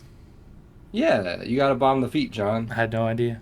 What does You that bomb do? the feet, it like stops him from stomping around as much. Oh, I think. well, While if I he- ever go back and do it, now Yeah, I go know. back and then Maybe that's- give us a re-review. Maybe that's what I was doing wrong. I only bombed his feet after I like stunned his knees and the flashing lights came out. I mean, I'm not saying this is the right way to do it, but I bombed all his feet first, and then I went through and I was able to like destroy a knee, no problem, and then I would bomb all his feet again, and then I would destroy the next knee, no problem, and then bomb all his feet. I guess that's what we were doing wrong. I also did his second phase wrong So the first time. tell us about Okay. the second phase. Yeah, go on. We didn't really describe his first phase very much, but in his second phase, I Quadratus' just- body fell off, It's We all tried. the same. and his head starts floating around, and you're supposed to be able to use the spider ball to climb up his broken down legs to launch onto his head, and then bomb certain parts of his head. Mm-hmm. The first time I fought him, I didn't realize you were supposed to shoot his head to like kind of stun it and make it stand a little bit more still. That's what we do. So I was This is the third phase, Joe. there are 3 phases. I only saw Yeah. 2. There's the second phase where the head is floating around, and you have to use your echo visor to destroy the signal being sent from the head, oh yeah. from the legs to the head. And Okay. then after you destroy the leg antenna, the head has 2 antennae, and you destroy Okay. those 2. That's right. And Dang, he's Joe. trying to reconnect to the legs, and the whole time there's spinning mini Yeah. quadraxuses that you've been fighting this whole time. You're Also, totally right. kind of a cool enemy. We didn't really talk about it, but anyway. Also, Yeah, they're not that I hope- bad. I didn't mind those. I liked using the boost bomb the boost ball as like a weapon. That was Mhm. interesting, even though the camera with it was very frustrating. Mm-hmm. Yeah. Could you control the camera with the right stick in morph ball mode, John? No. Okay, I didn't figure, but I feel like that would be helpful. No. I ended up dying because I had very low health at this point, and I didn't realize you could shoot the head to stun it so that you could morph ball boost onto him. Yeah. So I ended up doing the fight again. I bet you were Then I so realized- excited yeah. about that, weren't you? Boy, shooting more super missiles at his kneecaps. It's hard to sympathize with somebody complaining about playing on hard mode, Joe. I'm just throwing that out. No, completely fair. I just want everybody to know that you shouldn't play on hard mode. We'll get to the reward later. He did it so you don't have to, unless you want to. Then do it. But yeah, Joe's right. The third phase, it's you shoot it in the face and it stuns it, but it doesn't hold still. It just kind of slowly floats around while it's Meanders stunned. around. You can use the spider leg or the spider ball to climb its legs, and then launch yourself and bomb the brains of the head. And it's kind of neat. It was a little frustrating how it would be stunned because sometimes I would like climb up a leg and it would start moving the other direction. I'm like, what are we doing here? Let me repeat this phase, I guess. So Yeah. at one point, it was so fast that I couldn't get to the leg it was by, so I waited at the next one. I got on top of it. I rolled around to the other side to get the last one I needed to finish the fight. And as I was going into the bomb slot, it reactivated, and then I got to do it again. Good for you, John. Yeah. Ugh. But yeah, We're also that's we killed it. constantly Quadraxus. taking damage. Like we all three start talking at once. That's great. I liked Quadraxis. It was Sounds like a math formula. one of my favorite Quadraxis formula. It does. Now that I know how to fight him, yeah, he's pretty cool. I liked it. It was pretty cool. Quadratus. And after you beat equation. him, you get the Annihilator Beam, They use which so is much. just the dark and the light mixed together. Mhm. And I never use this except for the two rooms, the two doors you have to open with it. The Annihilator Beam is so cool, I think. I like the Annihilator Beam for one reason. You It's know, strong. all the backtracking you had to do in the Dark World. Now, when you shoot the crystals with the Annihilator Beam, it sucks in all of the dark enemies and just kills them. Oh, that's really cool. It, I it's, didn't do that it- one time. it one I taps never knew them. that. So you can learn that by mistake, like I did, by clicking the wrong one. But yeah, but apparently, if you scan them, it tells you. It's like, yeah, this it's like a magnet to all the ing and will kill them. I didn't know that. That sounds really cool. Yeah, so anytime you went to the Dark World, you just shoot one of the crystals, and any dark ing enemies, not creatures turned into dark versions, but actual ing enemies will get magnetized to it and kill themselves instantly. Cool. Feels My- like the Luminoth should have won the war with that kind of technology. You would They think. just The- held up a crystal and then the gun and just like nobody move. Like I don't know. So what's funny, actually, I remembered something that happened. Those rooms we kept going into with hunters in them, that was required fights. Yeah. So there's one in the Dark World, too. I don't think it closed the doors, but there's still like a bunch of dark hunters in there. Well, I kind of shot one of the crystals so I could go to that area to keep myself, from losing health. And a hunter teleported, like jumped over there as soon as I shot it. And he just immediately just dispersed. Like, yes. because he was in the crystal like zone as soon as I lit it up, he just disappeared, and I was like, oh good, one less problem. My favorite thing about it is that you can shoot it really fast. It does a lot of damage, and it also homes in on enemies. Yeah, Even the regular shots home in on enemies. honestly, I was getting annoyed by that in some parts because I was trying to light up the crystals so the ing would get destroyed, But it was hard. but it Yeah. was targeting the ing, and so I had to make sure that none of them were on the screen so I could hit the Yeah. crystal that I wanted to magnetize everybody to. I just am too precious about my resources in video games. I And get it was that. like it was twice as much ammo as all your other beams. And I was like, man, I can't afford that. So I just never use it, but it sounds like I really just made the last bit of the game probably harder than it had to be. Well, I knew that. Go ahead. Oh, I'm sorry.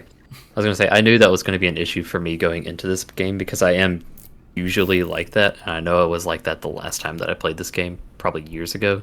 So I intentionally tried to make myself not do that.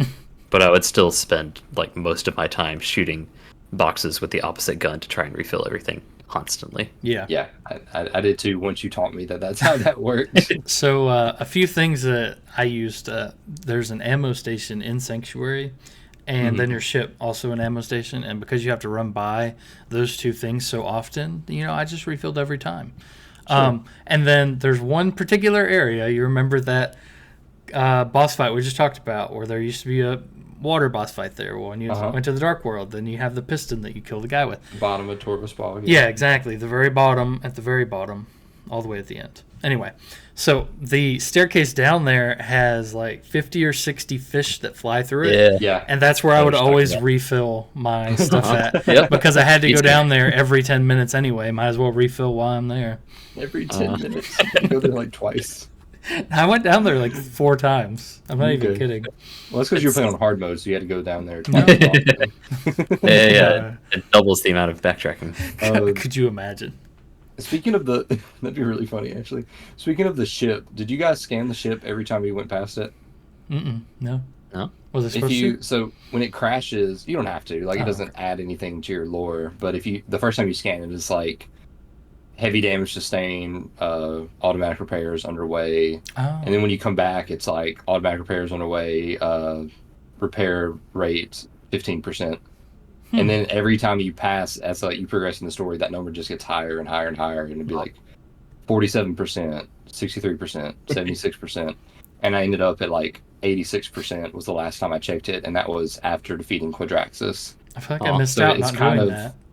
That's cool. It's kind of just a neat way to check in, like how far am I into this game? Well, Easter egg. I wonder what intern at Retro Studios shop what that was. The lead He's like, developer. all right, we're gonna write lore. You're gonna write percentages. Okay. That's really cool. Where are we? After we beat Quadraxis, we get the last the last third of planetary energy. And then you make your way back to Umos. Before we get to him, there's a room you pass next to the Galactic Federation ship that has a power bomb door on it. Mm-hmm. And this is the first time that I naturally passed it when I had power bombs. And I was like, there's got to be something good in here. It takes power bombs. It's in the opening area of the game. There's a giant puzzle on the inside that took me a long time to solve, where you have to jump back. You have to jump into like the dark world, and you have to rotate these things on a tower. Yeah, slots I didn't like or that boost puzzle. slots. And then at the end, it's like, we've rewarded you with grapple points to help you get across this room. And I was like, I have the screw attack. I don't need your grapple points. I don't need any of this. I spent... Because at this point, I was like ready to be done. I was like, I've enjoyed this game. It should be over now. And and I was like, I cannot believe I spent 20 minutes doing a puzzle that gave me literally nothing. I was like, if this gives me a missile upgrade, it'll be worth it. Literally gave me nothing. Are you sure it gives you nothing? There's two parts to that puzzle.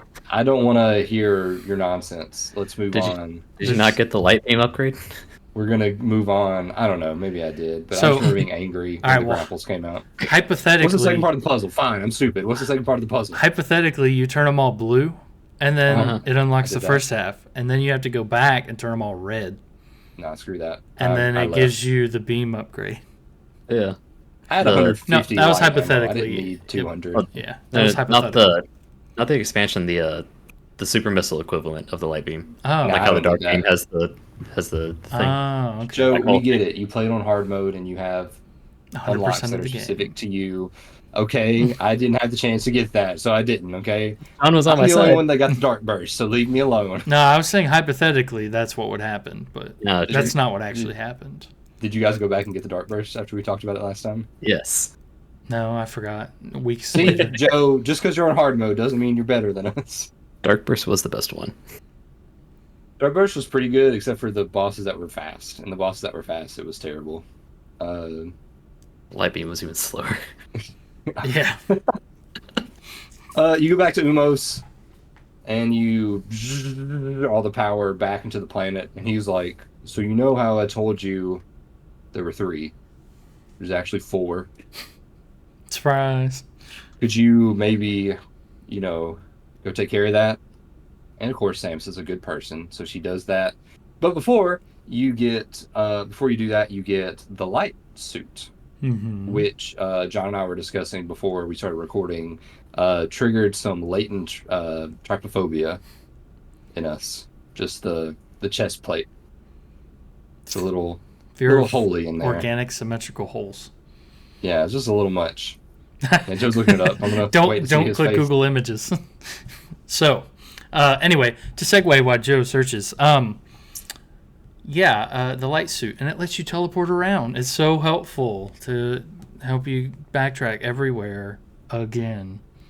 So it also protects you from the persistent damage that happens in Dark Aether, so Yeah. you no longer get damage. hurt. And then, Joe, I don't know if this is what you were talking about earlier, but there are some rooms in Dark Aether that even with a dark suit would still just kill you almost instantly. I was wondering if this... There could be the Ingworms aren't related to this, but there are some rooms where there's something that you find out is called the Ing Storm. Yeah, that's what It's got particles floating around in the air. So no matter what, that's going to kill you unless you have the light suit on, and then you're resistant to it. that's 100% what I was thinking of. Gotcha. Yeah, I'm pretty sure the Ingworms are just straight up walls. I don't think there's anything you can do to them. Yes, that's right. I did notice you get the light suit, and then as I was walking to go into the teleporter thingy, you have to pass Umos, and he gets down on one knee. And at first I thought he was bowing. Mm-hmm. But then every other time you see Luminoth showing reverence, they put their hand on their chest and then bow that way. So I'm like, oh, he's not bowing. Samus is just short. Yeah. He's He's talking to a short person incorrectly. Oh, I never noticed that. That's funny. He takes up But like a football player posture too, like the yeah, he does. Like one it's hand so on the funny. knee. Like, Yeah, he's like, I'm how's it ready to going, champ? tackle You you. feeling all right? Really funny. But yeah, so what John is alluding to, and John, I'll let you have your spiel. I'm ready But I for just it. want to say before you do, I want to say my spiel because Go I'm ahead. hosting. Um, so I love the first Metroid Prime game, and except at the very end, they're like, you need the 9 Chozo artifacts that are hidden throughout the land, and you didn't know they existed until now, and now you have to re-explore everything to find them, and also they're invisible unless you're using the visor. And I was like, oh man, this is not good game design. I'm gonna use a guide. And I used a guide, and then I enjoyed the rest of the game, and it was fine. And I was going through this game, and I was like, man, this is great. I'm going through the hive. I just beat Quadraxis. Time to go fight the final boss and be done with Dark Samus one more time or whatever's going on. And then Umos is like, I need you to find the 9 invisible things hidden throughout the land. And I was like, oh my god. Another one. I can't. I truly did not see it coming, and I was upset about it. Yeah, I was really upset about it. John, go ahead. So I just wanted to point out that in this, you go to these 3 areas, and at the end, you're supposed to collect 3 energies. And then at the end, when you think you're done, now you have to go find 9 keys to open something. All right. But I just want to liken this to Legend of Zelda: Link to the Past that does the exact opposite. Where the first part of the game, it's like, oh, go out and collect these 9 things. Or no, collect the 3 things. And then it's like, all right, now there's a dark world, and now go get the 9 others. And I was like, I've done this before. Way in the past compared to what I'm doing now. I've done this before, but with better pacing. and top-down 2D view. Yeah. Wait, is it 2D? 2D? Yeah, Link to the Past 2D for sure. Okay, good. Top I'm down. not crazy. Okay. You're not crazy. But anyway, yeah, I was just like, okay, so we're just doing this again. But now, I mean, it's the same thing, though. Dark world, 9 extra keys hidden, and then the 3 areas. I was like, come on, really? So, I wasn't going to mention it, but I was on the Metroid Wiki. Yeah. And on the trivia for... this is just a 3D Link to the Past confirmed. On the trivia for it, there's an entire paragraph written. The plot of Echoes bears a number of similarity to Jim Henson's 1982 film, The Dark Crystal. And it's like both stories involve the destruction of a peaceful world by 2 warring factions formed by the splitting of a single entity into conflicting groups of good and evil. And the efforts of the sole surviving member of a third party are required to restore peace in accordance to prophecy. I mean, I guess. It's like, oh, yeah, okay. And then A Link to the Past did it too. Yeah. Yeah. It also claims that the Luminoth bear a strong resemblance to the Urskeks from the Dark Crystal, and I looked that up earlier, and not really. They're aliens, but that's about it. But it is kind of funny that we're like, it's just like these other stories. I mean, I mean, the concept of a light and a dark world wasn't invented by Metroid in 2004. So, like, I mean, it's okay. Yeah. It's just kind of funny. So, but anyway, I just wanted to point that out because I was getting prepared for this video and I realized that. And I was like, wait a minute, this is just like A Link to the Past. Anyway, but I just wanted to point out that I don't know how in depth we want to get around the 9 keys, but as in depth as you want. Fun fact, if you go and collect all 9, and then when you go to turn them in, you learn that you only have 8 of the 9, you get even more frustrated than if you've finally collected all 9. And then you have to figure out which one you didn't actually pick up after you killed the monster that was holding it. And then you realize it's not in Torvos Bog, at least. And then you're a little happy about it. Did you scan the hints that are in the Sky Temple room that tell you where they are, but not really? I did, and they did not help. But luckily, the handy Okay. guide that I followed did. When you got there early with the 8 keys, did the 8 keys get put in place? Yeah, everything got put in place. Everything lit up. It Gotcha. showed me which one I was missing, and Okay. okay. I wanted to point this out as well. It's told me that it was in an underground fortress, and I was like, "Well, there's only one fortress." It wasn't that fortress, but I didn't bother just going off of that because I was like, "There's no way I'm checking all the spots." It Was it the battleground? It was Aegon in Waste. Dark Aegon? And it was the one Yeah. in the purple water. Oh, I the had- Dark Oasis. Yeah, the Dark Oasis. I killed the little creature that was in there, but I guess I didn't jump high enough to get the key, and I just did not notice when I did it. So I got to There go were back a for couple it. times where I like killed the guys and the key spawned, and I like double jumped up to it, and my head like barely missed it, and I was like, "Oh no, am I soft locked? Like, how do I get this?" Yeah, I was So I have to wondering come that up too. with some clever way to screw attack into it. Um, there's there's 9 keys hidden. There's 2 in each of the 3 areas we've already been to, and then there's 4 in the temple grounds area. And so, The ones in the temple grounds area or there's 3. I'm sorry, in the temple grounds area. Those are kind of interesting. mhm. 'Cause it's like new, and you interact with the dark Metroids again, the Ing Storm.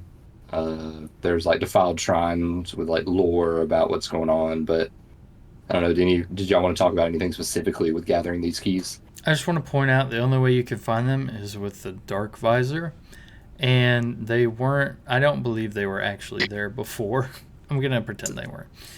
Some of them were with the Echo Visor required, the Echo Visor. Oh, really? Okay, okay. I don't think so. There was Like to get a to them, couple I think. Is what Oh, it to is. get to No. them, yeah. No, to see them. I don't believe In you. the sanctuary, there was one that required the Sonic Visor. Hmm. I forget didn't notice. specifically what room it was, but there was the one that has like the hallway and then the other side that was like separated off from it. Because I went out to that area before I fought Quadraxis, I think, or maybe after I fought Quadraxis before I went to the temple. And Umaz told me to do that. And I went out there and I was like, oh, I'm just on this empty platform and there's absolutely nothing here. So I just went through all my visors and I saw it with the Echo Visor. Huh. Interesting. I'm pretty sure there were at least 2, but maybe I'm crazy. Oh, John, I don't know if those guys spawn in before you get the Dark Visor, but it says okay. that's. I'm reading online. Samus can't make any contact with them unless the Dark Visor is active. Interesting. Okay. Maybe So I'm crazy. even if you knew where they were, you wouldn't be able to do anything, Huh. Which which is I kind of think is- wild, honestly. additionally bad game design. Yeah. But we did it. We got all 9. Yeah, Before we- it was just a lot of poisonous pools and invisible platforms, and Locked rooms. I found one on accident, and then the rest I followed a guide like to the letter. Actually, I didn't follow to the letter. I just looked up a list of what the rooms were called, and then I just went to those rooms. Yeah. So I like Before we go kinda on, did it. I want to say my piece about it. Go ahead. Yeah, please do. Third time's the charm. This is so much worse than Metroid Prime 1's version of this. In Metroid Prime 1, a 13-year-old can go into the pause menu and look at the logbook, and they can scan and see all the clues, and it highlights exactly which room you're supposed to go into. And there's That only sounds one helpful. world. In Metroid Prime 2, it has the same idea where it's, what's her face's clues, and you get them by scanning the Luminos that had died like in the room that I think they spawn in. But they're clues. As you play the game, you don't remember what room you scanned all these guys in. Right. And so by the time you get to this point in the game, you go through your log, you open up the clues, and this guy's like, I died in a hallway. Very helpful. Thank you. What are you supposed to do? There's no 13-year-old that's going to figure this out without looking up a guide.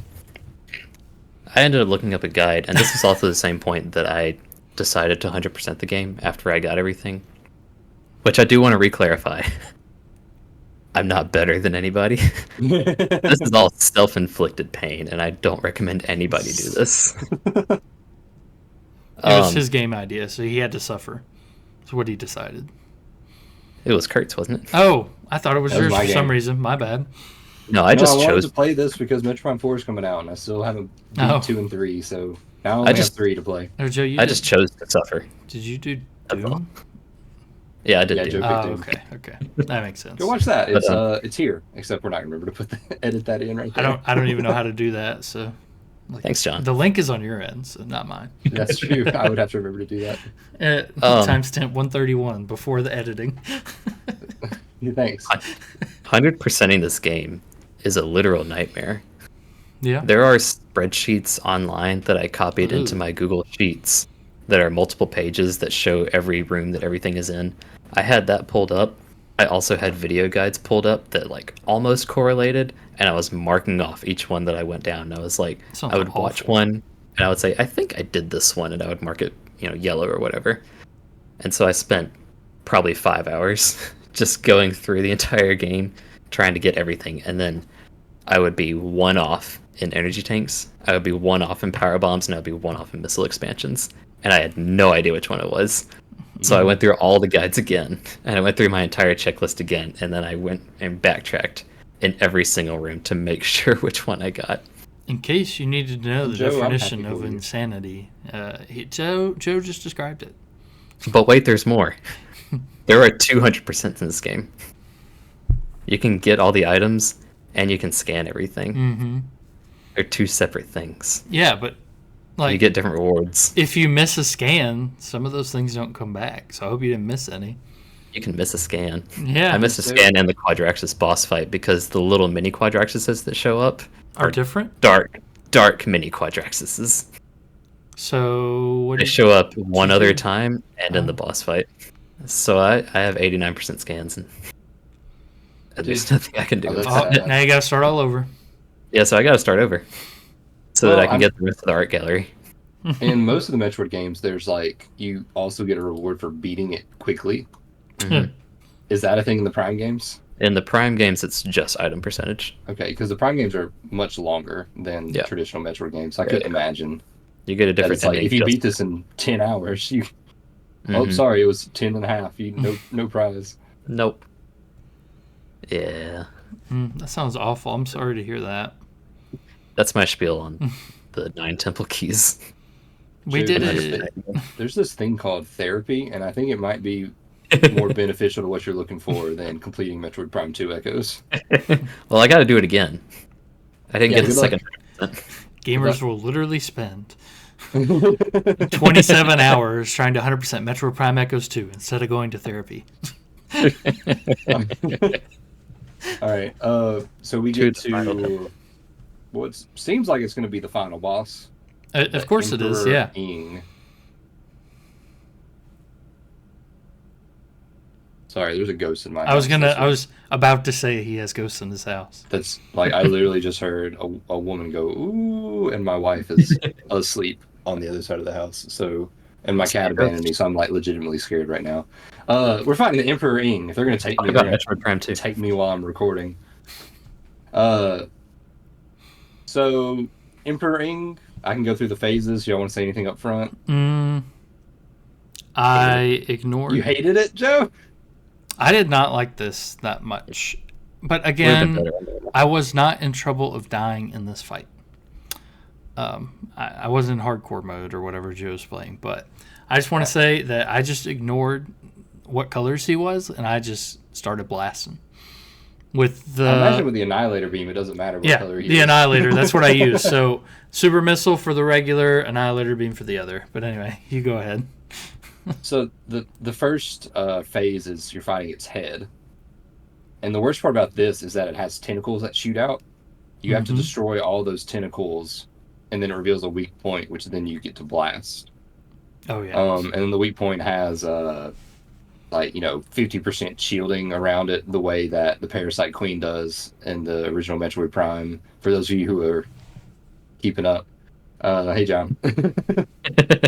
It's really hard to hit the tentacles. Like they're basically Really just hard to stay one of the locked on. regular enemies that are just tentacles that stick out of walls and floors.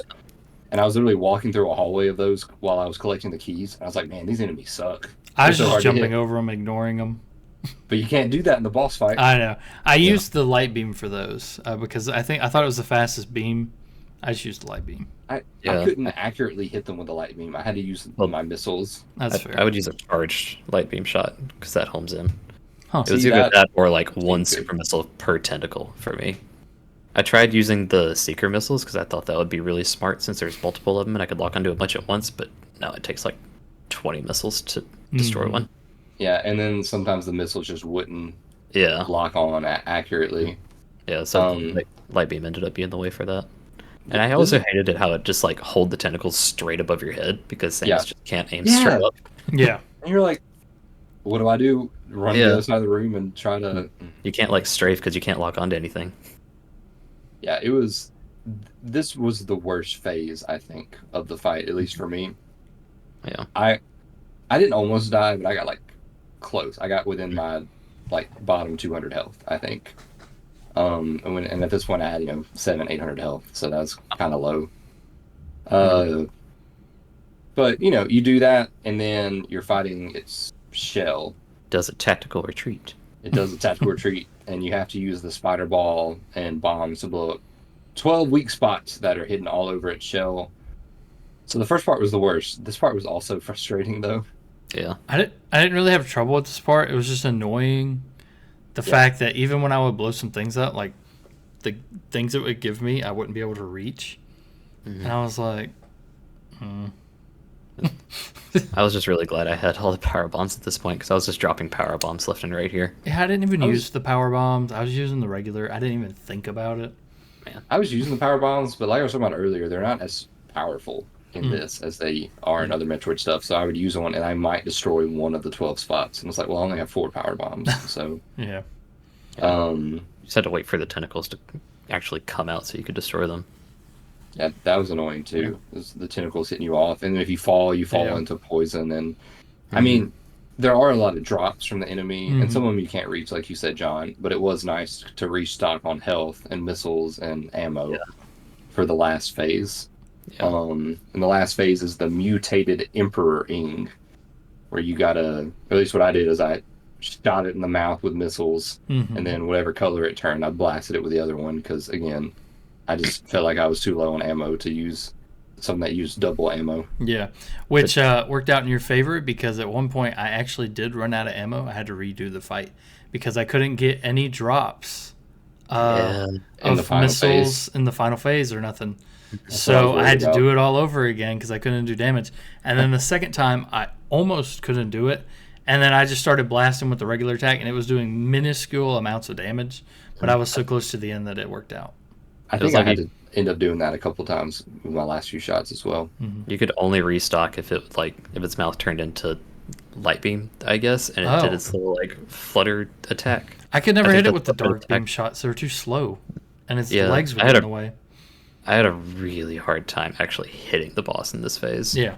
I ended up using seeker missiles. Like if you just hold on to one enemy and just hold seeker missile or your missile button, it would shoot 5 missiles at it. Yeah. That ended up being my best bet because I had the best chance of actually hitting the boss to get it to go into one of its 2 different phases, and then I would just unload on the annihilator beam because that also homes in. That was my only chance of actually hitting it.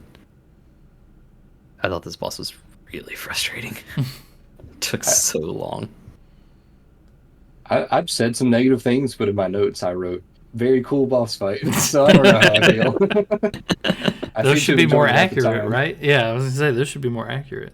I think I died to this boss twice, maybe 3 times. Just because it took so long and I would run out of ammo and wouldn't be able to actually kill it. Yeah. Well, We eventually did. We After you take out the eventually ing. Samus absorbs the last little bit of planetary energy, which is just like a red ball that's floating directly above you when you get into the Sky Temple, and the Ing Emperor goes, yoink, and reaches through the ceiling, which is kind of silly looking. Yeah. But anyway, you get it, and I literally paused right before I got it, and I wrote, I'm assuming an escape sequence is about to happen.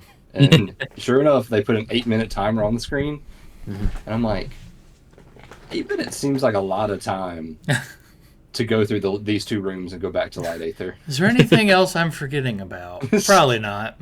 If it was important, you wouldn't be forgetting it, John. You're right, exactly. So we get our extra final boss, Dark Samus 3. So, thoughts. And 4. Oh, yeah. It. So, Yeah, go ahead. I just want to say, like, every time I scanned Dark Samus, it was like a being of unstable Phazon at this point that is not long. I was assuming it's not long for this world. Like, it's so unstable from the amount of Phazon it gathered. And I was just thinking, so if we just left, like I've been doing to the other enemies, this would just go away. Why can't I do that? And then it didn't let me, so yeah. Yeah. She locked the doors. It looks kind of cool, though, John. It had, like, a skull face. Yeah. It was kind of scary. That's true. I really can't believe that's not, like, an alternate costume in Smash. Like, maybe that's too scary. I don't remember if she has the skull in other games. I don't know if she does or not. I'm just saying it'd be cool if she had that as, like, a optional, like, one of the alternate skins in Smash. Did anybody think Dark Samus 4 was could use a little more game testing? So you're saying Dark Samus 4? The second phase of this fight. The second phase is if you scan her again, it's Dark Samus 4. Oh man, that's why I didn't get 100% lore. I know. All right, and the reason is because the way the fight changes. It's when the other phase hits. Yeah. Well, let's talk about phase 1. It's rough. They're like the description's like the dark visor won't work, and I was like, I guess I'll shoot it with super missiles. And eventually I realized, I need to use the echo visor. That doesn't make any sense, but sure, I'll do that. You're hearing the movement, of course. I mean, I guess, but like, correct me if I'm wrong, but like the other enemies don't light up in the game when you use the echo visor, do they? I don't know. I used it as minimal as possible. I did too. So maybe the problem is me. Everything you shoot with it lights up too. Oh, fair. But yeah, you just got to hit it a bunch of times, and then Joe. Yes, I agree with you. Please continue. Hold on. I want to talk about phase 1 real quick. Oh, that actually is super simple. You can literally do that without getting hit one time. Because she does a Kamehameha, floating in the air. But if you are under her, she literally can't hit you. If you just walk a circle around her, under her, she can't hit you. And then you just wait for her to do her little jump when she lands on the ground again. You do 3 hits or something like that, whatever she lets you do. And then she goes up in the sky and you just stand under her and just walk a circle around her. She can't hit you because it's angled so high up that she literally can't hit a cone below her. So I took no damage for the most part in the first phase just because of that. So, well, John, you try shooting a Kamehameha straight down. Fair. Tell me how easy. You can't do it. It's impossible. Yeah, I don't even remember the first phase that much, to be perfectly honest. I remember the Kamehameha. I think she probably did a couple other things, and you had to use the sonic visor. I hit her with a couple of super missiles, and then she goes into the second phase. It was a lot of stand there and watch me do this attack while the timer's going down. While the timer's going down, man. Yeah, that part annoyed me. Let's talk about the second phase, Joe. So she gets completely overwhelmed with Phazon. She goes to the middle of the room and then just kind of T-poses, floats up into the air, gets absorbed by a blue ball of Phazon, and then she'll shoot little blasts at you repeatedly. And then sometimes while you're locked onto her, your lock-on will go above her, and it's like, oh, that's kind of weird. She shoots out little bitty small blasts that kind of sometimes go somewhat towards you. What you're supposed to do is hold a charge beam the entire time, and if you're able to stand in just the right spots for about 40 milliseconds in different spots, you'll collect the Phazon that she's shooting at you, and you'll be able to shoot it back at her. Yeah. Otherwise, you'll get hit by one of them, and Samus goes, and you miss the whole phase, and you have to dodge some blasts again, and then she'll come down, you hit her with a super missile, she goes back to the middle of the room, and does it again. I literally had to look up a video on how to do this because, like, you can read it in the scan. It tells you what to do. Yeah. And yet, I was like, all right, so I just stand here holding a charge beam, and I'm going to get hit and then shoot it back. No. You have to be staring at the little blue dots that follow you, gun pointed at them, and then do it. And I was like, this is stupid. And you're just doing like chip damage, I swear. Yeah. I felt like I was doing chip damage the whole time. It was so I got so good at the phase where she like comes back down, gets on the ground, starts charging towards you. I could time it to the point where I could hit her with a super missile as soon as she starts charging towards you. She just immediately turns around, goes back to the center of the room, and floats back up. So, since I didn't scan it, I didn't know about the phase-on thing, so I looked it up. And I didn't... Maybe it's because I was, again, using motion controls. Not bragging, but because I literally, when it started falling, I just stood there and I did this. And waved my cannon around, and I just absorbed everything, and I never got hit once. Did not work. And I think you do more damage the more of those you absorb as well. So maybe so. It worked like 1 out of 10 times for me. I swear, it was really bad. So did you die? Yeah, like did you guys 3 times. Die? I did once or twice. The first one, I wasn't looking up a video on how to do it, and I didn't scan her the second time. And so I was just trying to hit her, and I was like, why does she keep going to the middle of the room? I literally don't have time to attack her. And then I figured it out by scanning her, and then I couldn't collect enough in time. And then the third time, I had figured it out. I think I did it the third time. I think I did scan her the first time I was playing, and then I died, and then I think I died again, and then I googled why is Phase 2 Dark Samus so hard, and everybody was just like, yeah, you just do this, and it's really jank. And you're like, of course, yeah. God. Why didn't I think of that? So when you die, do you go back to the beginning of the escape sequence? Is that what happens? It spawns you back at the Dark Samus fight. Okay, I was really they were gracious enough for that. I was going to throw my controller if I had to fight Emperor again. I generally want to try to figure out how to beat bosses on my own. Like I try not to look that up when they're like kind of puzzly. But I was watching that timer click down, and I hit like 4 minutes or 3 minutes or whatever, and I was like, I can't. Yeah. I refuse to fight the Emperor again. I'm ready to be done. Yeah. So I did look it up because I was truly concerned that it would take me back to my last save. Yeah, I was worried about that too, and I was like, nah, I'm not doing that. Yeah. Well, I'm glad we enjoyed the last little bit of the game. We did last comments on any of the gameplay before we do ending? The hard mode reward. Yeah. Oh, is it right now? We gotta talk about the ending first. Yeah. Okay. Wait, the hard mode reward, is that different than the secret ending? There is no hard mode reward. Oh. Joe. Wow. Joe, that's really sad. I have a comment post ending, but we can do ending first. Okay. So I'm gonna do the regular ending, and then I'm gonna talk about the secret ending. All right. Well, cool. I'm gonna learn something. Okay. So the regular ending is Samus defeats Dark Samus, who gets hurt bad, and then Samus looks at the timer in the corner and says, "I got time." And she slowly walks up to Dark Samus, reaches out to touch her, and then Dark Samus like dissipates into a cloud, basically. I am phase on. Yeah. A horde of Ing show up, very similar to the beginning of the game, where they just like attack Samus all together, and she loses all her stuff. Except Samus is like, not this time, and leaps over them. I don't remember if she uses the screw attack or not, but she just jumps over them. She shoots a hole into a wall to show the portal too. Yeah. Goes through the portal, and the Ing are like reaching and clawing their way out of the portal. I want to say one thing as well.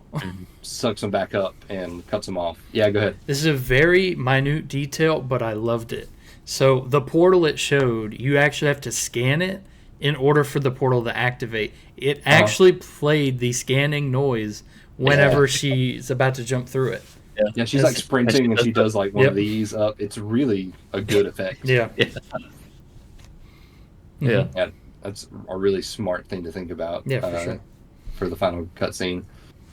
The portal closes for good.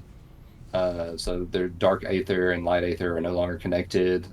I think at this point Dark Aether no longer exists.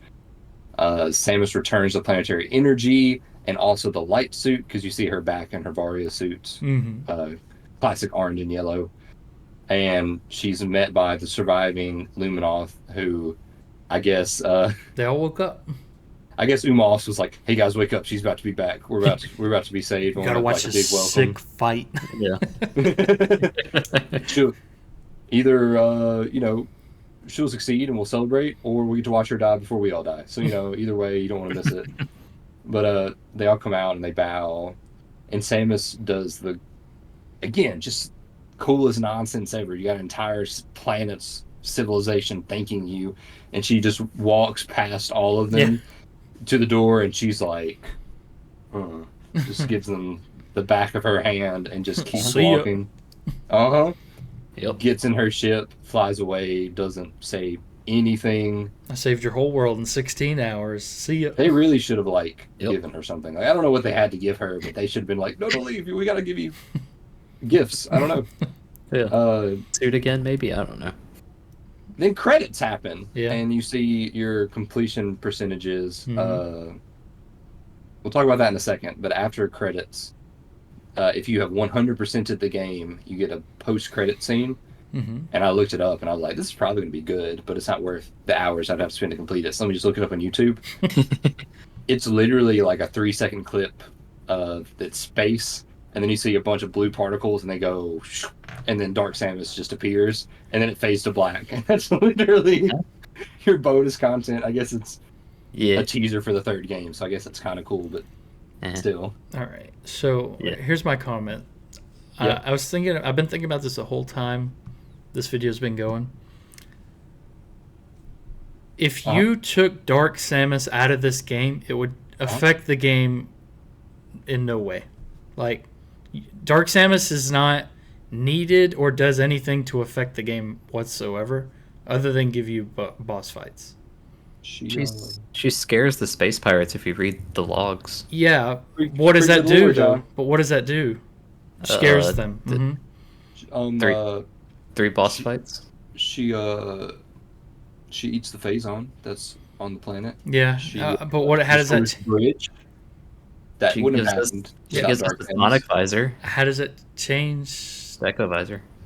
How does that change anything? Though? So at the end of the day, I agree with you, John.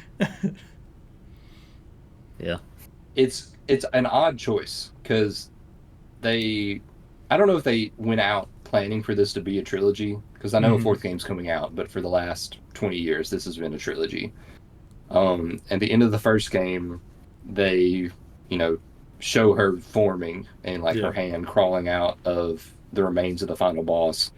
And that's really cool. You're like, oh, teaser for what's about to happen next. And then the third game, which I've played a little bit of, Joe, feel free, spoiler free as possible, but correct me if I'm wrong. The third game is very much about Dark Samus. She's very important throughout the whole thing. Oh, so you actually couldn't remove her from that one. Got it. Okay.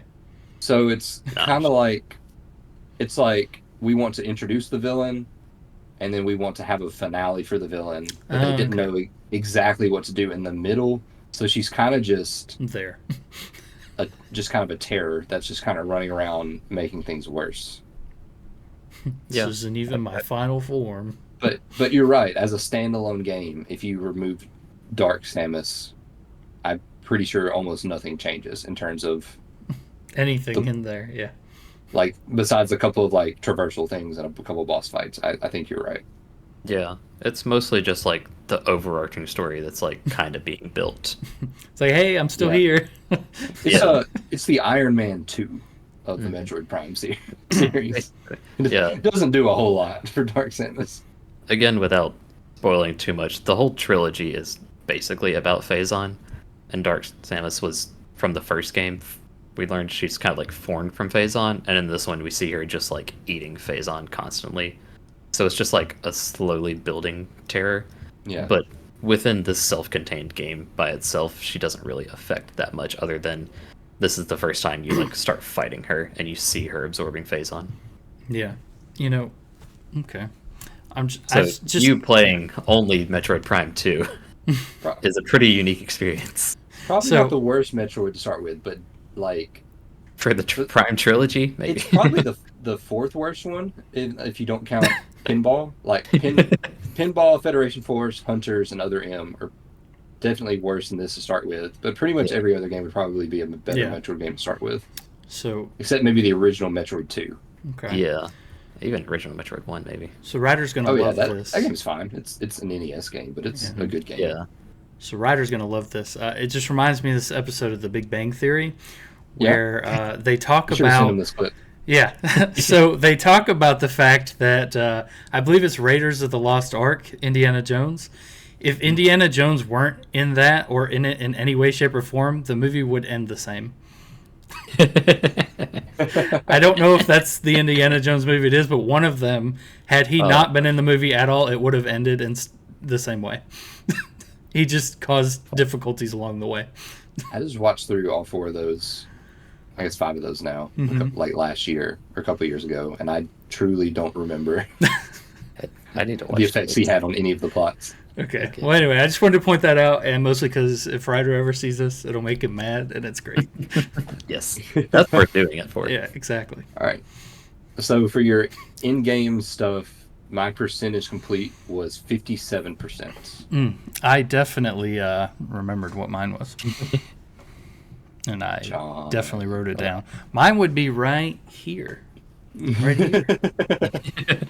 He just puts in 101%. It was 80% or so. Yeah, mine was 100. It didn't count scan completion, thankfully. Okay. And then mine was 14 hours and 31 minutes for total time. Trying to find the picture I took because I know I took a picture of it. I'll just risk it. I'll pull up the video right now and go check. John, I'll risk it. You can ballpark it. You don't have to. No, we just usually do throw out these stats at the end of games that offer I'm them. checking it. I just forgot to write it down. All right. While you guys are looking stuff up, I'm gonna. It also said at the bottom of my screen. I feel like maybe my notes auto-corrected. It says hyperbole difficulty activated, which I feel like is probably not what it actually says. Hyper mode difficulty. Hyper what? Hyper mode. Hyper mode, yeah, it definitely auto-corrected to hyperbole. This is a very minute detail. In the Metroid Prime trilogy, they changed hard mode in Metroid Prime 1 and 2 to hyper mode because in Metroid Prime 3, hard mode was called hyper mode. Gotcha. But it's the same thing. All right, I finished in 16 hours and 14 minutes. I got you. Extra 2 hours on bosses. And 100% completing, so actually you did very 100%. well compared to me. Here we go. 83% completion. Total time 15 hours, 48 minutes. So I'm just playing these really slow is what's Very happening. I'm respectable. really bad at Metroid. I used a walkthrough for this one. I knew there was a lot of backtracking and stuff whenever I originally was looking at like how long this game was. I was like, no, I'm not doing all this puzzle garbage. I'll just Did you follow use a guide. walkthrough the whole time or just for the second half? I did not use a walkthrough for most of the first half. I think there was one spot where I got lost and I looked it up and I was like, oh, okay, cool. Would have been fine. I was just curious. Yeah. But I tried to at the beginning, but I was just getting lost. Yeah. That's about where I was. It was most of the way through the first half. I pulled up a walkthrough. This video that's 100% completion, I think. Maybe it's not 100% completion, but this video did it in 9 hours. So Yeah. Something to shoot for, Joe. If you're looking at the same one I am, then yeah, they crushed it. oh no, they got a true ending 100% pickups in 8 hours and 58 minutes. Something to shoot for, Joe. Speedrun. Yeah. Speedrun. The completion bonus, by the way, is an art gallery, and it's pretty cool, but it just kind of blocks everything into like, image 1 through 130 or whatever. And for getting different percentages of items and scans, you get different things. So if you get 100%, you get like, I think it's the storyboard art, which I was flipping through them. It is really cool. It describes like the opening cutscenes in storyboard form where they draw like 4 or 5 pictures and they're writing little notes to the animators being like, Samus needs to do 6 somersaults as she jumps out of the ship and stuff like that. But for me, it just skips through images like 60 through 100 or whatever because that's, I think, the boss art that I didn't get for scanning all 100% of the things. Wow. Yeah. I'm a I don't know fail. if this was just a trilogy thing or if it was in y'all's versions, but every once in a while, after you got an item or beat a boss, would something pop up that said like such and Like, such gallery now available for purchase? no. No, I randomly when I would do certain things, it would be like, "Hey, you unlocked a new gallery." Like I think I got 100% of the lore of a certain area. Oh, I know one for sure that I got. Whenever I scanned 100% of Ing, it gave me a new gallery. That's an Mm. example. I know Interesting. in uh, I don't have the trilogy, but I know in Metroid Prime 3, you get like tokens that you can use to unlock different things, and it also gives you like achievements. So it's like, you beat X boss, you get a little yellow token or something, and a little achievement that pops up. I never looked into it, so maybe it didn't say purchase, but I don't know why I would just have purchase in my head if it didn't pop up and say that. So I they was might have wondering. retroactively added like invisible tokens that I could access in the menu, but I never really looked into it. They might have. It's interesting. Yeah, Yep. I can see All that. right, boys. Anything else you want to say about Samus, Dark Samus, the Luminoth, Quadraxis? Don't play hard mode. All Nope. right, there you Nothing. go. Ringing endorsement from Mr. Joseph there. Uh, as always, we like to end these videos by saying whether or not we would recommend this game, and then as a group deciding whether it's got that seal of approval or not. So, John, I'm going to start with you because I think your opinion is going to be the most interesting as a non-Metroid man. Okay, so I'm gonna give my answer and then I'm gonna explain. I'm gonna say no and then I'm gonna explain. Okay. So no, and then the reason is the caveats here. I would not recommend this to anyone to play without a guide, and then I wouldn't recommend it to play without the dual stick action I had going on. Just because at this point those controls are very outdated and very hard for more people that are used to modern controls at this point. So I couldn't recommend that to somebody without them making that change, and as well as the walkthrough, just because of how much backtracking you have to do, and just hunting these minuscule things down. I just think it takes away overall from the gameplay loop itself. And I know that I'm sure that's some restrictions with the age of the game. We bring this up with most of the older games that we do. The limitations where they make the game longer by making you go back because that takes up less space. But at this point, that's not something I like to do in games. So from a modern perspective. So I'm going to say no, but I did enjoy my time in the game, but I wouldn't recommend it really to other I people to think play. that's totally fair. Joe, what about you? I will recommend the game, which I Not think hard anybody mode. could have seen coming from me. I think the gameplay of it holds itself up to the fact that you probably will need a guide, at least to get through the very end of the game if you're not playing on like a deadline like we were. Um, I think the rest of the trilogy also holds this game up enough. I would probably consider it the weakest of the three, but I think the gameplay and the story and just like the character design, the level design, the atmosphere, everything about the game holds it up enough that I would recommend it to anybody. Like, I would, if somebody was asking me how to play this game, I would recommend either the twin stick controls or at least the trilogy version with a Wii remote. But I still think, even with a GameCube controller, it's still good enough that I would recommend it to somebody. But I still would recommend somebody play the first game and probably the third game afterwards. So it's down to me of whether we as a group agree Oh or boy, approve of it or the not. person that picked it. Man, Fair enough. So I went into this game with really high expectations because everyone talks about this game like it's the one of the greatest trilogies in gaming, and it might still be. But this game is, in my opinion, significantly weaker than the first game. The the I get the trilogy plot, the Samus and Metroids and Phazon and stuff. It's all sidelines. Like, why are the Metroids there? Except for it would be weird for a Metro game not to have Metroids. There's no like culmination where the Metroids are a big important part of anything. And same like you were talking about earlier, John, with Dark Samus. Um, so the first game is just so much better, in my opinion. And then the third game, I know, improves on a lot of stuff. But at the same time, it's still a good game. Mm-hmm. And it's still very playable if you're playing with the motion controls, I think. I can't speak to the GameCube controls. I could see it working fine on a dual stick where you can kind of map your buttons.